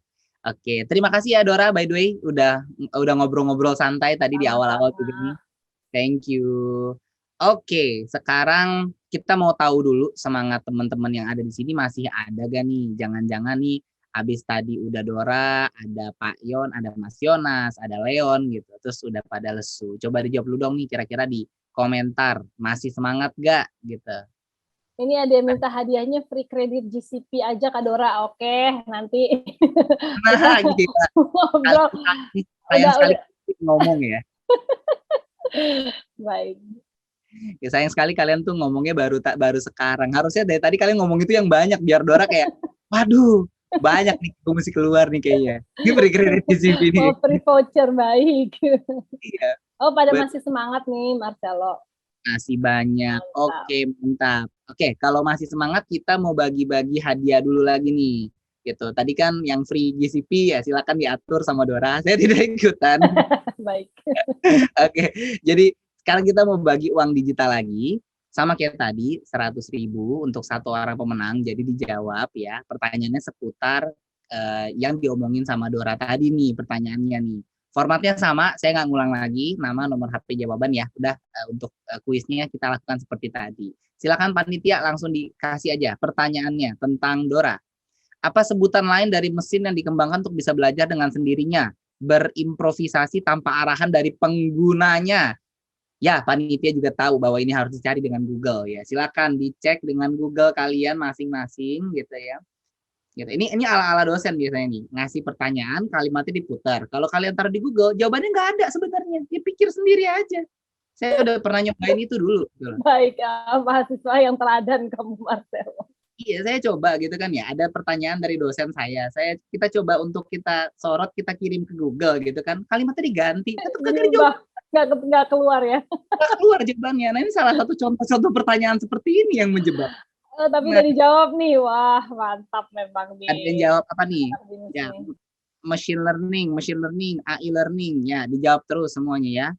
Gitu. Ini ada yang pembelajaran banget nih, ada yang unsupervised learning. Kamu ketahuan kuliahnya ngambil AI pasti ya. Bahasanya berat sekali kelihatannya. Oke, siap. Oke, kalau kita lanjutkan ke pembicara keempat. Thank you Dora. Oke, kita masuk ke pembicara dari tuan rumah. Nah, ini harusnya ditunggu-tunggu. Udah gitu harus diperhatikan banget ya. Karena kalau nggak diperhatikan, siapa tahu nanti pas ujian pertanyaannya dari Bapak. Ya, jadi yang ada di materi hari ini bisa jadi materi ujian gitu kan. Nah, kita lanjut ke pembicara sesi keempat yang akan disampaikan oleh Pak Aloysius B. Gunawan. Nah, sedikit nih profil tentang Pak Aloysius. Pak Aloysius ini adalah certified coach ya, yang berpengalaman lebih dari 15 tahun di bidang manajemen organisasi, business communication, dan business information system. Banyak bekerja sama dan dengan banyak perusahaan, ada dengan PT PAM, Rumah Sakit Cikini, kemudian ada Kementerian Pendidikan dan Kebudayaan juga, kemudian juga menjadi coach ya, menjadi coach di program Wirausaha Muda Mandiri nih, yang diselenggarakan oleh Mandiri di Universitas Bina Nusantara juga. Dan juga Bapak ini kayaknya serial entrepreneur nih, di bidang IT, retail makanan. Kayak kita memang harus banyak belajar dari Pak Aloy ini nih. Kayak Pak kalau mau wirausaha gimana ini caranya. Nah, area keahlian Pak Aloy ini adalah bidang di organizational leadership ya, kemudian performance management dan business communication. Dia juga merupakan certified behavioral analyst gitu, Discovery Institute Singapura, certified competent coach dari Global Trust Coach India, dan licensed practitioner NLP. Waduh, berat amat. The Society of NLP di USA, dan memiliki gelar magister teknik di bidang teknologi informasi dari ITB, dan juga magister sains di bidang ilmu komunikasi dari Universitas Sahid. Nah, dan nulis buku juga loh, menulis buku dalam daftar 6 Best Startup Incubator Books of All the Time di Amazon. Ya, kita panggil aja deh daripada kita kebanyakan nih ngobrol sendiri. Halo Pak Aloy. Halo Pak. Halo Mas Celo. Kita panggilnya Pak Aloy aja berarti ya? Lebih nyantai berarti ya? Siap. Pak, ini saya tuh sebelum mau nanya ke temanya ya Pak ya, saya tuh pengen nanya dulu Pak. Ini Bapak wirausaha tuh banyak banget ya. Bapak ada punya berapa usaha nih Pak? Jadi biar kita tahu gitu kan ya. Nanti kan katanya mata kuliahnya ada di Bapak nih. Siapa tahu yang mata kuliah Bapak tujuannya tuh bukan buat dapetin ini Pak, buat dapetin insight entrepreneur-nya kan. Ya, saya nilai A ya udah, tapi kalau saya dapat bisnis coachingnya dari situ Pak masalahnya, bukan A gitu loh. Iya ya Mas Celo. Sebenarnya saya mulai pertama kali ya dulu lulus dari Atma ya tahun 2000. Itu tahun 99 saya udah mulai bikin bisnis ya. Waktu itu saya sama teman-teman gitu ya, teman-teman kampus, kita bikin IO ya kan. Zaman dulu kan IO lagi keren-kerennya ya. Bikin IO, masang-masang spanduk segala macem lah kayak gitu kan. Terus akhirnya terus kita ngobrol, yuk kita bikin IO yuk. Ya. Jadi IO-nya nggak sengaja ya kan. Cuman gara-gara ngobrol ya jadi IO ya, handle BTL-nya beberapa company ya kan. Terus ya standar lah, pekong ya kan. Kan begitu kalau pengusaha kan gitu kadang-kadang ya. Pas nggak punya duit sedih ya kan. Pas punya duit sedih juga ternyata. Ya, jadinya pekong ya kan, pekong terus kerja. Saya pindah kerja di JobsDB. Terus pindah kerja lagi, terus pindah kerja ke Binus ya. Saya masuk Binus Karir. Terus 2009 sama teman di Binus, saya karena saya hobinya main game ya. Dari zaman kuliah juga saya senangnya main game ya kan. Terus kita starting game company ya kan. Kita ngambil game dari Cina, license, kita jualin di Indonesia. Kok ya laku gitu loh. Padahal zaman dulu kan. 2013 karena kita nggak sempat develop mobile-nya, kita kan di web base sama app, terus nggak sempat develop mobile, bangkrut ya kan. Terus kerja lagi ke Kalimantan ke segala macam, terus 2015 masuk Binus. Sekarang sih sebenarnya saya masih tetap mempertahankan spirit entrepreneur ya. Jadi kalau nanti ada peluang, termasuk sama mahasiswa juga kadang-kadang gitu ya, sama teman-teman ya, kalau masih ada peluang tetap aja pengen ngembangin bisnis gitu ya. Karena kayaknya semangat saya tuh ada spirit yang harus dikeluarkan gitu, nggak cukup cuman kerja dan ngajar gitu sih Mas Celo. Oke, ini luar biasa banget nih Pak. Berarti naik turunnya udah ngerasain ya. Jadi teman-teman nih kalau kayaknya nanti begitu kuliah mah jangan nanya kebanyakan teori, ini mah nanya pengalamannya Pak Aloy aja ini mah. Karena biasanya kalau yang udah entrepreneur itu rata-rata yang dibutuhkan sama kita itu malah bertanya pengalaman dari orang yang kita ketemu ya Pak Aloy biasanya ya. Bener Mas Yelo, bener banget. Bentukan teori gitu. Nah, Pak Aloy, aku pengen tanya tentang peran kampus dalam mempersiapkan mahasiswanya menghadapi disrupsi teknologi saat ini nih Pak. Apa aja Pak sebenarnya yang udah disiapin untuk peran kampus buat ini Pak? Nah, sebenarnya aku slide boleh Mas Yelo? Izin Boleh. share slide. Boleh, Nah, Pak. sama sore nih, ini kita kan seperti Bu Dora bilang tadi ya, kita hidup di alam disruption ya.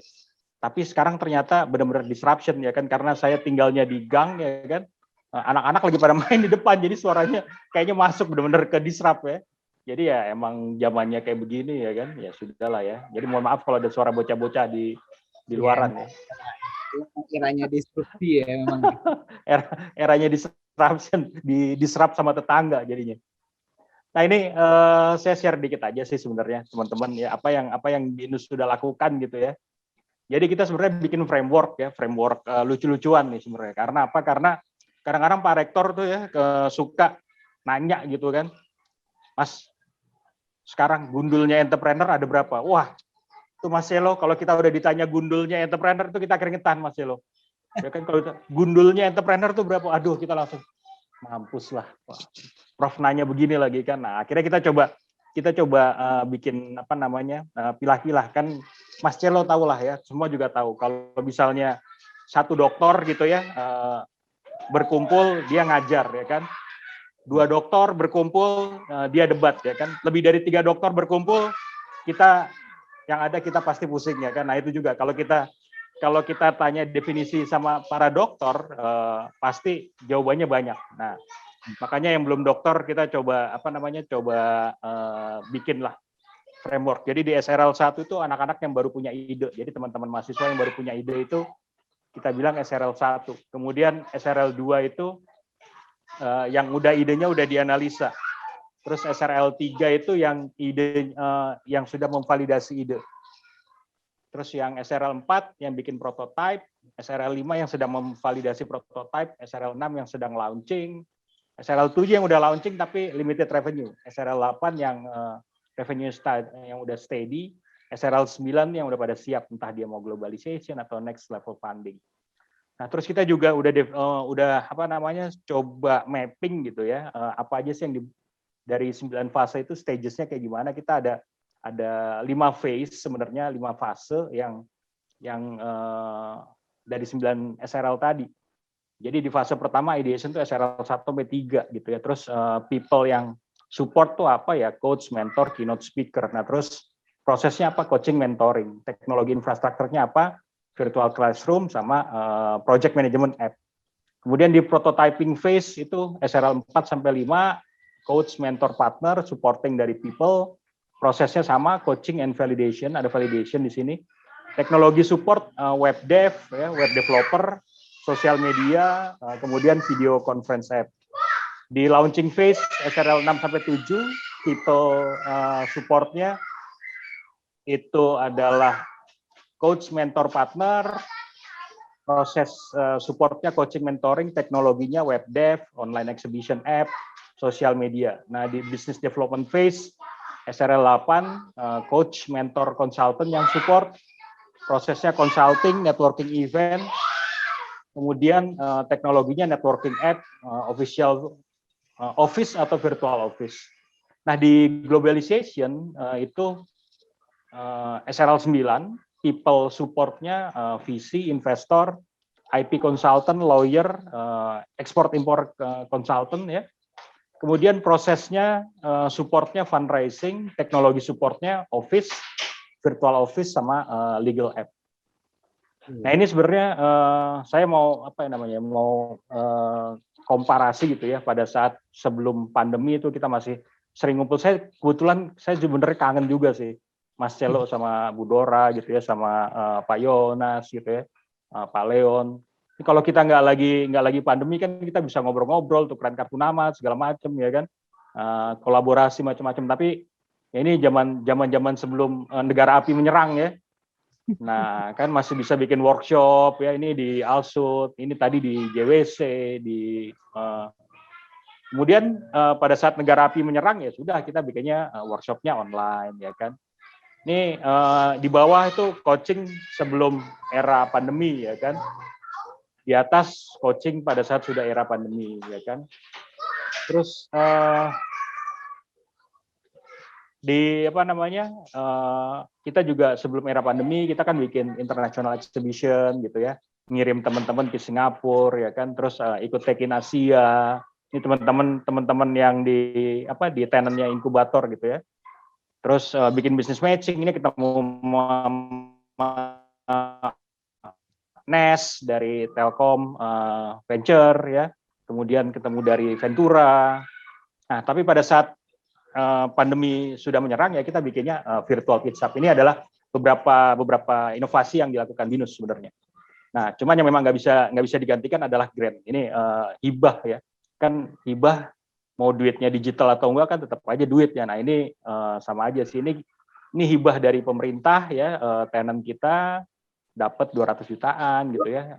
Ini hibah dari pemerintah juga, Kemnaker ini nggak terlalu besar, 20 jutaan gitu ya. Seperti itu. Nah, itu sih Mas Celo dari dari saya singkatnya seperti itu aja. Oke deh Pak Aloy. Tadi walaupun singkat tapi banyak pemaparannya ya, banyak SRL-nya, ada tingkatan-tingkatannya gitu. Oke, banyak pembelajaran yang diberikan BINUS untuk mahasiswanya ya gitu. Tapi tadi kata Leon benar juga katanya. Jadi salah satu moralnya adalah jangan bikin startup printing kartu nama dulu ya Pak ya. Karena belum laku saat ini. Situasinya belum aku saat ini. Ya salah satu cara melihat market loh itu loh, by the way. Cara menganalisa dan validasi tadi SRL 2 sama 3 kan ya. Betul. Caranya. Nah, Pak, ini kan saya yakin banget bahwa nggak cuma dari sisi maksudnya dari sisi entrepreneur teman-teman mahasiswa di BINUS ya yang mencoba untuk dipersiapkan untuk menuju ke era disrupsi. Nah, cuman kan saya yakin juga nih bahwa kampus pun sebenarnya kan kena dampak ya Pak dari adanya pandemi ini. Nah, itu strateginya gimana sih Pak untuk menghadapi disrupsi teknologi? Tapi dari kampusnya nih di tengah pandemi gitu. Apakah pembelajaran online, hal-hal yang baru itu tuh adalah salah satu bentuk yang efektif atau tidak tuh Pak sebenarnya Pak? Jadi Leon sebenarnya bener ya, kampus tuh salah satu industri yang kena banget dampaknya pandemi ya kan. Makanya banyak kampus yang nggak siap ya benar-benar kehabisan ya kan. Luckily BINUS dari awal memang sudah disupport oleh teknologi ya. Jadi ada BINUS Maya gitu ya. Dari awal kan kita udah pakai itu. Nah, salah satu caranya harus embrace ya, embrace the pandemics ya kan. Kayak kita akhirnya untuk exhibition kita pakai virtual exhibition ya kan. Terus kita juga sebenarnya disupport sama beberapa partner gitu ya untuk melakukan pembelajaran secara online ataupun kayak gini nih tatap muka Zoom kayak begini ya kan. Nah sebenarnya saya juga mau thank you banget buat Google. Google juga salah satu yang support kita mati-matian ya, support di kampus Merdeka ya kan dengan Google Bangkit ya. Jujur aja Bu Dora saya juga kaget sih karena kan Google Bangkit itu kan sebenarnya yang pegang internship center ya, jadi saya nggak tahu ya kan prosesnya kayak gimana. Tahu-tahu pas dapat report ada 100 ya, 100 atau 200, 50 anak. Paling banyak dari BINUS. Nah, terus tiba-tiba yang lulus untuk tahapan lanjut yang dipilih oleh Google Bangkit untuk mendapatkan funding dengan kedai reka itu ada 6 atau 7 kelompok yang ada anak BINUS di dalamnya. Betul. 2 kelompok itu dipercayakan sama BINUS Inkubator sama tim saya ya kan. Padahal jujur aja Bu Dora, saya udah agak-agak males loh. Malesnya karena apa? Sama diktinya bukan sama Google-nya. Kalau sama Google saya yakin cepat pasti. Ya kan, tektokan sebentar seminggu selesai gitu kan. Itu juga udah Bu Aranya udah sakit, kena COVID ya kan. Terus selesai tetap aja seminggu selesai gitu. Sama diktinya nih yang aduh pusing. Tapi ya nggak apa-apa karena akhirnya anak-anak dapat pelatihan dari Google yang luar biasa banget, yang keren banget. Mereka bisa bikin prototipe, itu penting sih Bu Dora karena kalau nggak ada prototipe kita mau bicara entrepreneur apa Mas Celo ya kan? Ya kan kalau kita jualan cuma ngawang-ngawang kan, hey guys, saya punya ide nih gitu. Udah nggak zaman kan sekarang kan? Sekarang kan ide, semua orang punya ide. Tapi siapa yang mengeksekusi ide itu yang jalan duluan kan. Nah, Google Bangkit sebenarnya support kita mati-matian di situ, dan thank you banget. Kita dapat 6 atau 7 kelompok dan 2 yang dipegang BINUS dapat 70 juta dari Google. 70 juta Bang, Mas Celo. Zaman kayak 5.000 begini. USD. Ya kan? Siapa yang mau ngasih 70 juta ya? Kalau nggak perusahaan gede kayak Google mah kagak bakal ada yang kasih ya kan. Terus akhirnya dipaksa karena pakai programnya match fundingnya Mas Menteri, 70 juta dari Google di match oleh pemerintah jumlah segitu. Jadi istilahnya ada satu yang 70 dapat 70, ada satu yang 70 dapat 63. Jadi total hampir 140 juta, 140 jutaan. Thank you banget Bu Dora dan Google Bangkit. You're the best. Pak, semangat buat binusiannya, justru kita yang amazed ngeliat binusian semangat. Bener luar Bu, biasa. bener Bu. Karena kalau kayak saya bilang tadi yang di environment support, once mereka sudah di BINUS ya kan, terus mereka develop startup, mereka jadi, pasti abis itu yang dibutuhkan apa nextnya? Office. Karena apa? Pada saat mereka mau ekspor impor, mereka mau next level funding segala macam, pasti mereka butuh office. Dan office yang paling dekat dan paling siap saya yakin udah pasti di Digital Hub lah. Ya nggak Pak Yos? Ya kan kita tetangga ya Pak Yos. Gimana Pak Yonas nih? Pak Yonas, ya kan? Tetangga, udah Tangga pasti. dekat Pak Yonas, ya kan? Pasti larinya ke sana anak-anak, ya kan? Mau kemana lagi, ya? Iya. Nah itu makanya, ini saya yakin Pak Yonas harusnya thank you sama Bu Dora nih, karena dikasih duit dulu Pak Yonas. 70 juta Pak Yonas, gratisan sama Google. Udah WA-an kita Pak. Iya. Ayo next-nya apa ini gitu. Makasih loh kita jadi ketemu. Nah itu jadi teman-teman dengerin kata Bu Dora tadi ya, daftar Google Bangkit sekarang. Duitnya real ya, duitnya real. Bukan kripto ya, bukan kripto. Duitnya real. Bukan kripto. Jadi bisa dipakai beneran ya kan. Oke. Kelihatannya sekarang ini saya mau coba kontak Dora deh kayaknya deh. Habis duitnya real loh. Maaf, bukan duit saya. Oh gitu ya. Ini box. Tapi enak banget ya, maksudnya zaman sekarang tuh mahasiswa dapat duit segitu untuk ngembangin bisnis, kayaknya zaman saya kagak ada deh. Nah, berarti Mas Selo masih zaman Orba berarti. Nggak Orba juga Pak. Lo. saya yang Orba berarti. Pak kita satu alma mater loh Pak Baidu. Seriously? Serius, saya di Atma Jaya. Kita sama mater. Oke deh, terima kasih banyak loh Pak Aloy buat ngobrol-ngobrolnya di pagi hari ini gitu. Jadi sekarang kita mau lanjut ke sesi selanjutnya. Terima kasih ya Pak Aloy. Thank you Pak. Oke, nah sebelum kita lanjut ya, itu tadi dari Pak Aloy itu udah pembicara yang terakhir. Tapi kita mau bagi-bagi hadiah dulu nih, dan tadi kan masih ada sesi Q&A ya, jadi memang akan ada dibacain pertanyaan-pertanyaan dari teman-teman. Nah, sekarang kita masuk dulu nih, ada kuis lagi. Sama uang digital 100.000 untuk 1 orang pemenang. Ya, silakan langsung ditampilin aja biar nggak lama nih. Silakan panitia, ditampilkan saja pertanyaannya. Mati loh. Di value preposition canvas, sisi manakah yang kita kerjakan terlebih dahulu? Ini beneran kayaknya ini pertanyaan ujiannya Pak Aloy dilempar ke sini. Tolong Pak ini dikondisikan boleh. Pertanyaan ujiannya Pak Aloy dilempar ke sini di beneran ini. Ya. Nah, ini persiapan 17 Agustus selalu rame ya dekat sini ya. Oke. Ini pertanyaannya juga ada banyak nih ya. Oke, masih lanjut dijawab dulu aja.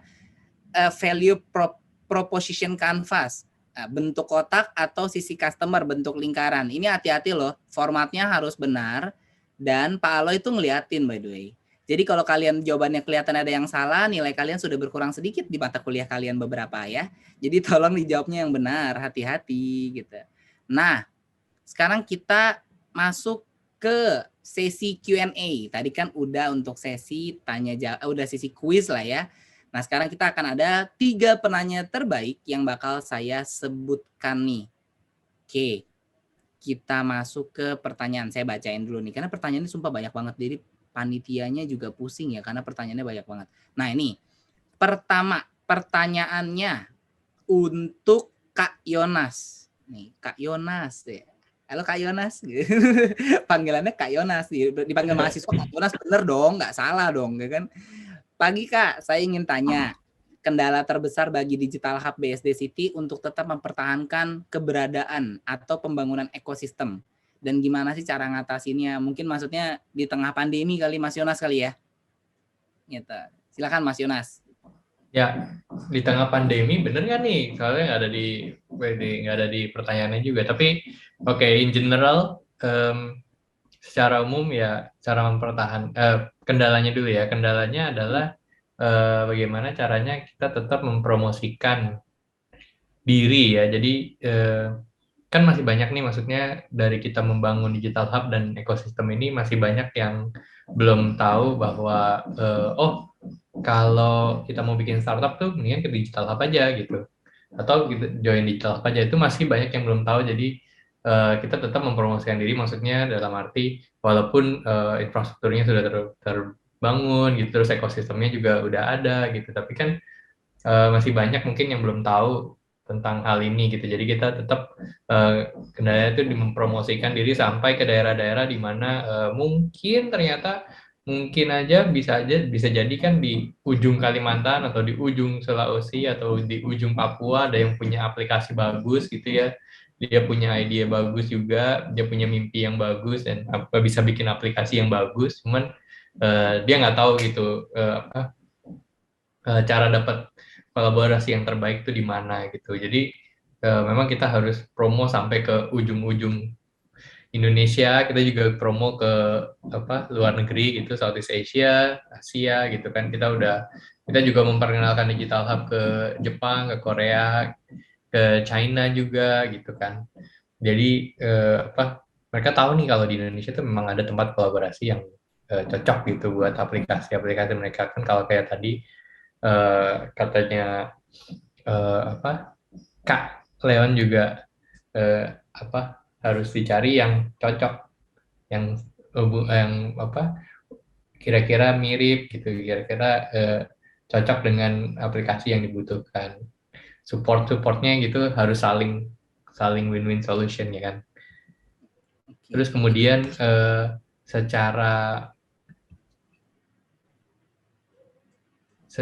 mempertahankan atau keberadaan pembangunan ekosistem ini, jadi mempertahankannya itu adalah dengan menjaga relasi dengan para tenannya. Jadi kalau kita tuh sama ekosistem sama teman-teman di ekosistem ini, kita saling support. Bahkan kita juga sebagai digital hub, sebagai hub ya namanya ya. Jadi hubnya para startup atau teknologi companies ini, kita saling memperkenalkan network kita gitu. Jadi kalau misalnya udah join nih ke ekosistem digital hub gitu ya, atau saya perlunya saya punya e-commerce, atau saya punya aplikasi e-commerce tapi mau kolaborasinya sama siapa gitu, mau kolaborasinya sama Circle atau sama Google, nanti kan kita bisa bantu koneksikan kemana gitu. Jadi itu salah satu networking yang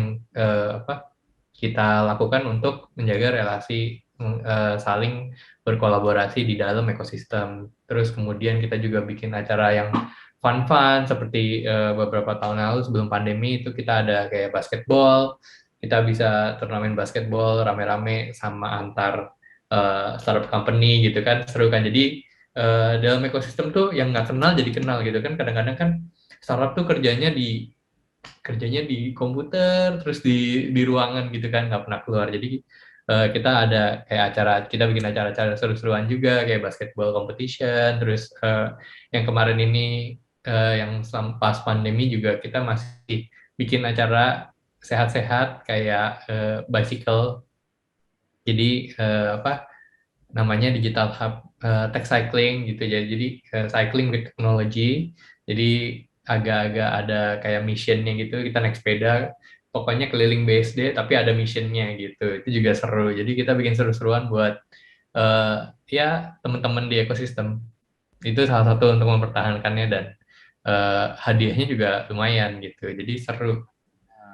Jadi memang tipsnya yang dilakukan adalah connect with the community lah ya. Jadi Yes. community-nya jatuhnya Mas Yonas ya.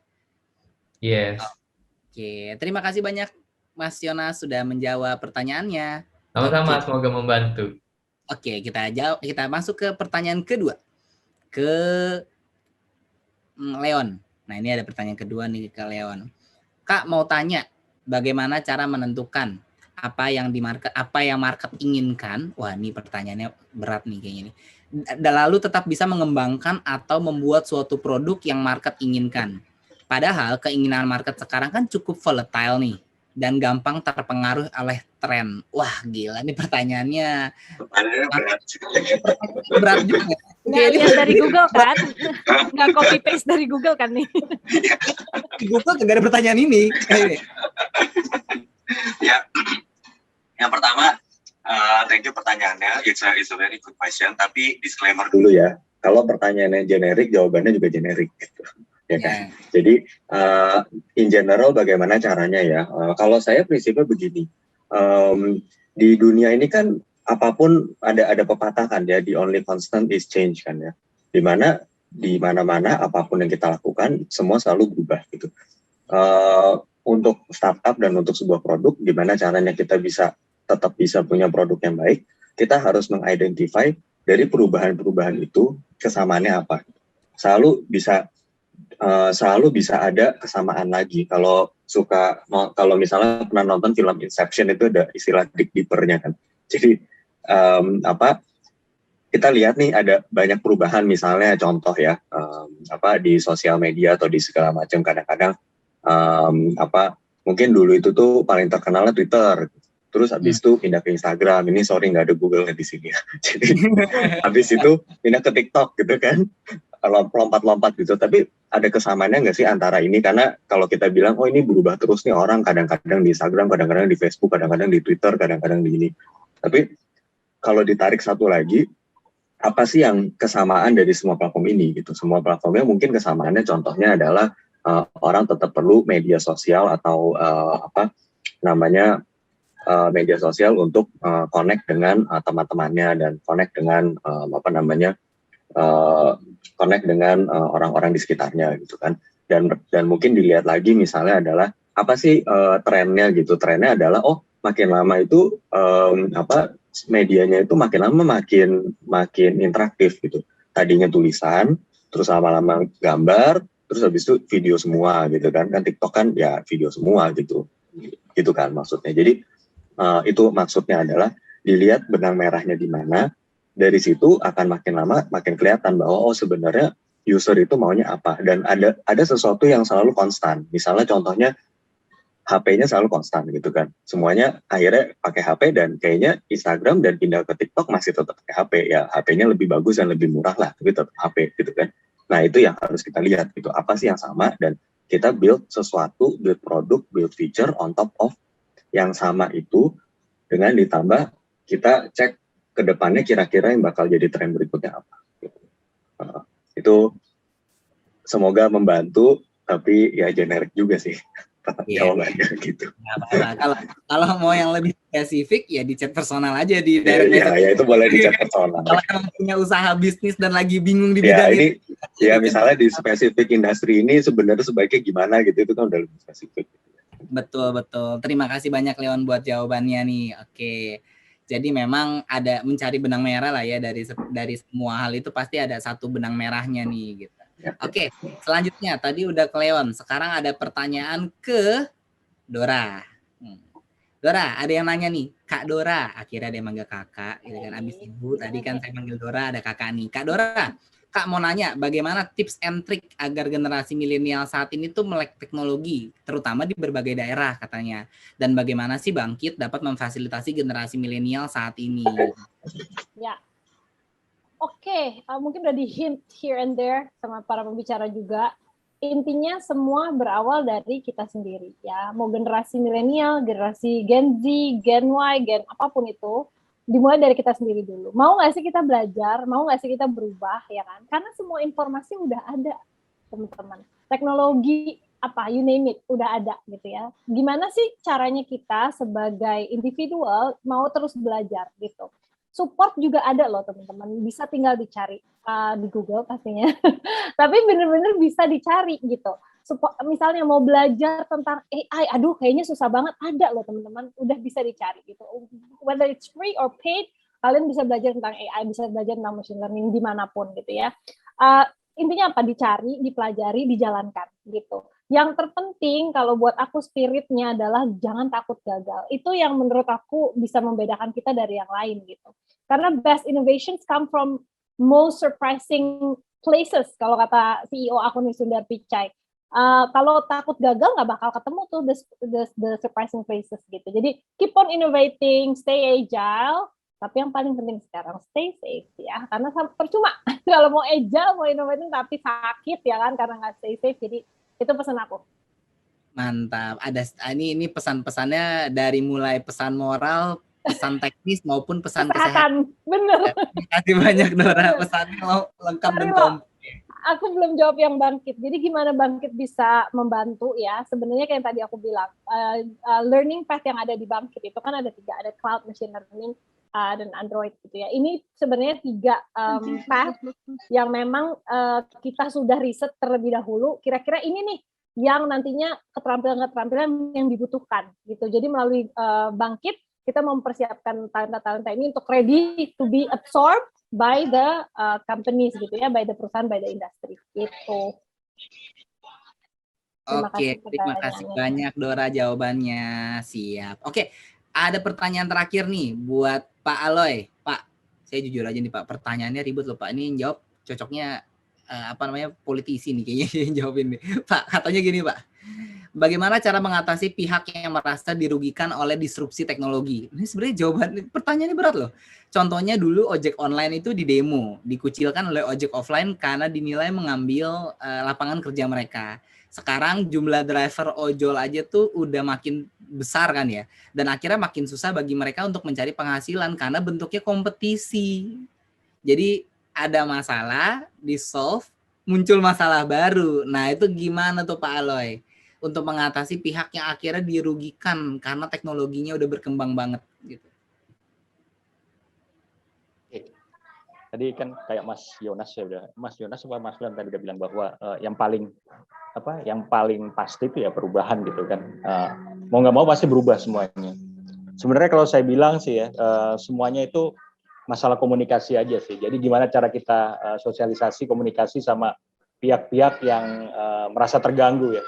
Either way akhirnya mereka juga embrace kok ojek pangkalan juga akhirnya jadi juga ojek Gojek atau Grab ya. Jadi istilahnya yang paling penting kita komunikasi dan sosialisasi kepada orang-orang yang menganggap dirinya jadi korban disrupsi gitu ya. Setelah itu biasanya kalau dia udah paham ada keuntungannya segala macam, dia pasti akan embrace the disruption. Itu sih Mas Celo. Oke, jadi mungkin kalau kita tarik kesimpulan mungkin lebih ke arah ya memang pada dasarnya orang-orang zaman sekarang harus adaptasi ya Pak Alo ya. Jadi suka nggak suka di tengah kondisi disrupsi teknologi yang cukup besar ini yang memang ketinggalan atau tidak mau beradaptasi ya mungkin akan tersingkirkan lah, kurang lebih mungkin hukum alamnya gitulah kalau sekarang. Gitu. Oke, sekarang kita udah ngelewatin sesi Q&A. Thank you banget buat teman-teman dan yang udah kasih pertanyaan keren-keren banget. Nanti di akhir acara kita bakal kasih pengumuman ya siapa yang pemenang kuis, kemudian siapa yang penanya terbaik, itu ntar akan diumumkan di belakang. Nah, kemudian sekarang tuh kita masuk ke sesi yang selanjutnya, itu adalah sesi ada kuis lagi sebenarnya. Jadi kita akan ada satu sesi kuis lagi, tapi kuisnya tuh bukan di sini. Jadi kuisnya tuh akan diadakan di Instagramnya Digital Hub nih. Nah sekarang panitia dibantu dulu dong untuk show nih kuisnya nih. Nah jadi pertanyaan kuis yang kali ini tuh bukan untuk 2 orang pemenang, tapi untuk 3 orang pemenang. Masing-masing mendapatkan Rp100.000 berupa saldo OVO. Caranya jawab dan mention @digitalhub.bsdcity, 1 BSD, dan sinarmas_land beserta nakama.program. Dan juga tag 3 temanmu di komentar. Nah, pertanyaannya sederhana kan? Sebutkan minimal 2 speaker yang jadi narasumber pada sesi Digital Goes to Campus yang hadir di Universitas Bina Nusantara. Ini lihat yang sebelah kiri aja cuman satu yang rambutnya panjang hari ini. Ada yang salah jawab, itu mah keterlaluan namanya. Gitu, nggak ada lagi masalah rambutnya panjang di hari ini gitu loh. Cuman satu. Oke. Masih ditunggu semua jawabannya gitu.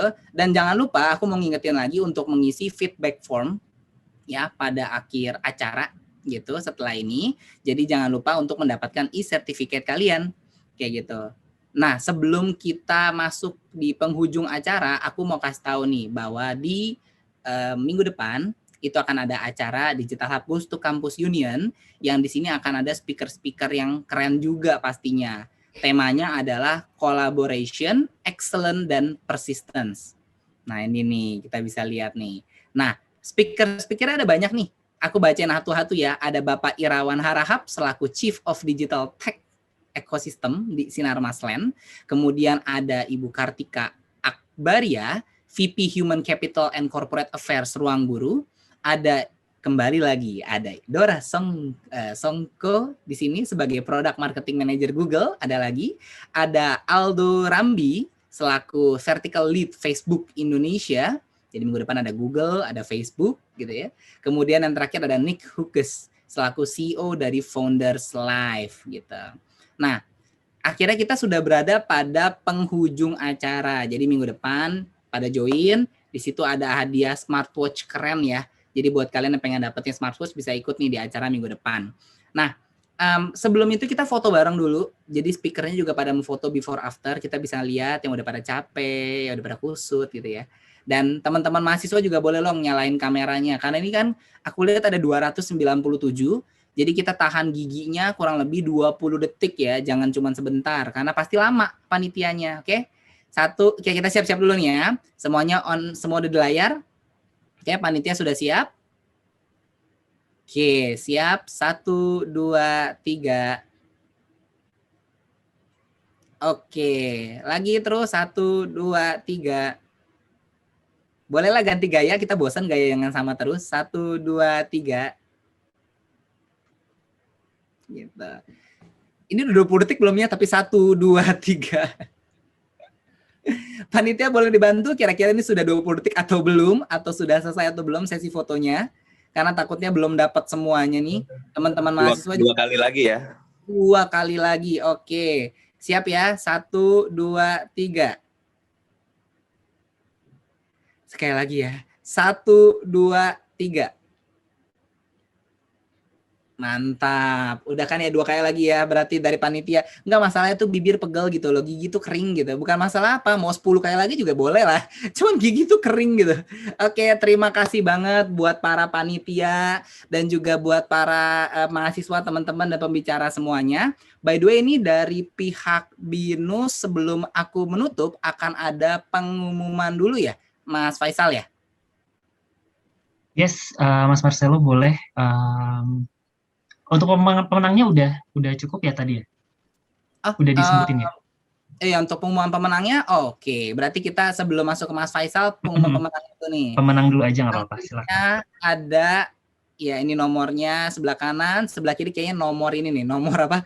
Nomor mahasiswanya kayaknya nih. Gitu, dan ada pertanyaan terbaiknya 3 orang. Ya, Monica Audrey, Matthew Anderson, Nelson Gabriel, oke? Siap, oke. Jadi nanti akan langsung dihubungi oleh tim panitia Digital Hub ya. Siap. Oke, kita kembalikan dulu ke Mas Faisal sebelum kita menutup acara. Silakan. Oke, baik. Thank you, Mas Marcelo. Oke, teman-teman.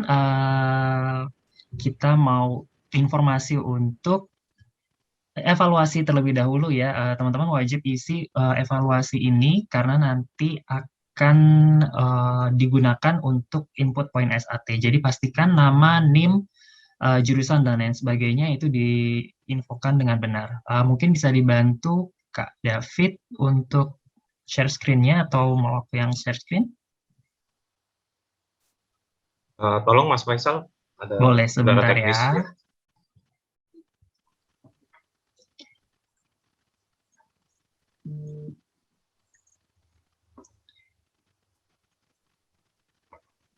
Ya, teman-teman Binusian boleh tolong di-scan barcode-nya ataupun boleh langsung diklik aja nih, bukan diklik, ditulis langsung ya di browsernya di bit.ly kuis Digital Hub diisi dengan benar ya, yang pasti. Oke. Dan form ini akan dibuka sampai acara selesai nanti, jadi pastikan teman-teman mengisi sebelum ditutup ya. Oke, mungkin itu aja, nanti kita akan infokan via Zoom chat juga. Thank you. Silakan Kak Marcelo dilanjutkan. Ya, terima kasih banyak Mas Faisal. Oke deh, gila hari ini kita udah seharian lah ya bareng sama teman-teman Binusian gitu, udah banyak dapat insight dan saya yakin banget tadi udah banyak yang dapat hadiah ya. Ada tadi saya sayang sekali formatnya tidak ada menuliskan daerah, jadi bagi yang di luar yang tadi disebutkan oleh tim Binus ya semoga yang dapat menang tadi adalah yang di luar daerah tadi gitu. Oke. Berarti sekarang kita berada di penghujung acara, kita juga sudah foto-foto. Aku mengucapkan dulu nih terima kasih banyak buat para narasumber, buat teman-teman Binusian yang luar biasa banget di pagi hari ini. Dan coba dulu dong kasih semangatnya yang terakhir nih di kolom chat, bilang masih semangat atau enggak sebenarnya nih, masih semangat enggak nih? Terakhir nih sebelum penutupan harusnya biasa rame. Dulu kalau zaman saya kuliah tuh ya kalau penutupan tuh paling kencang suaranya karena udah mau selesai biasanya gitu. Panjang kan. Nah, semangat. Nah, bagus. Kalau penutupan pasti rame nih dijamin. Nah, thank you banget yang udah pada semangat teman-teman mahasiswa. Buat Universitas Bina Nusantara khususnya terima kasih banyak sudah menjadi host dan tuan rumah pada acara pagi hari ini. Serta aku juga ngucapin terima kasih banyak nih buat para panitia yang udah mempersiapkan yang acara ini dengan sangat luar biasa banget. Udah bisa bagi-bagi hadiah, udah bisa bagi-bagi pengetahuan juga buat teman-teman mahasiswa di BINUS. Semoga apa yang dibagikan hari ini tentang global readiness for global tech disruption ya, itu bisa ngebantu teman-teman di BINUS ataupun Binusia nih buat ngelihat kurang lebih masa depannya teknologi ataupun cara kalian bersiap menghadapi disrupsi teknologi itu kurang lebih seperti apa. Apabila ada kesalahan ataupun kekurangan dalam acara ini, saya memohon maaf gitu dan saya Marcelo. Sampai jumpa dan juga salam sehat buat semuanya. Bye-bye.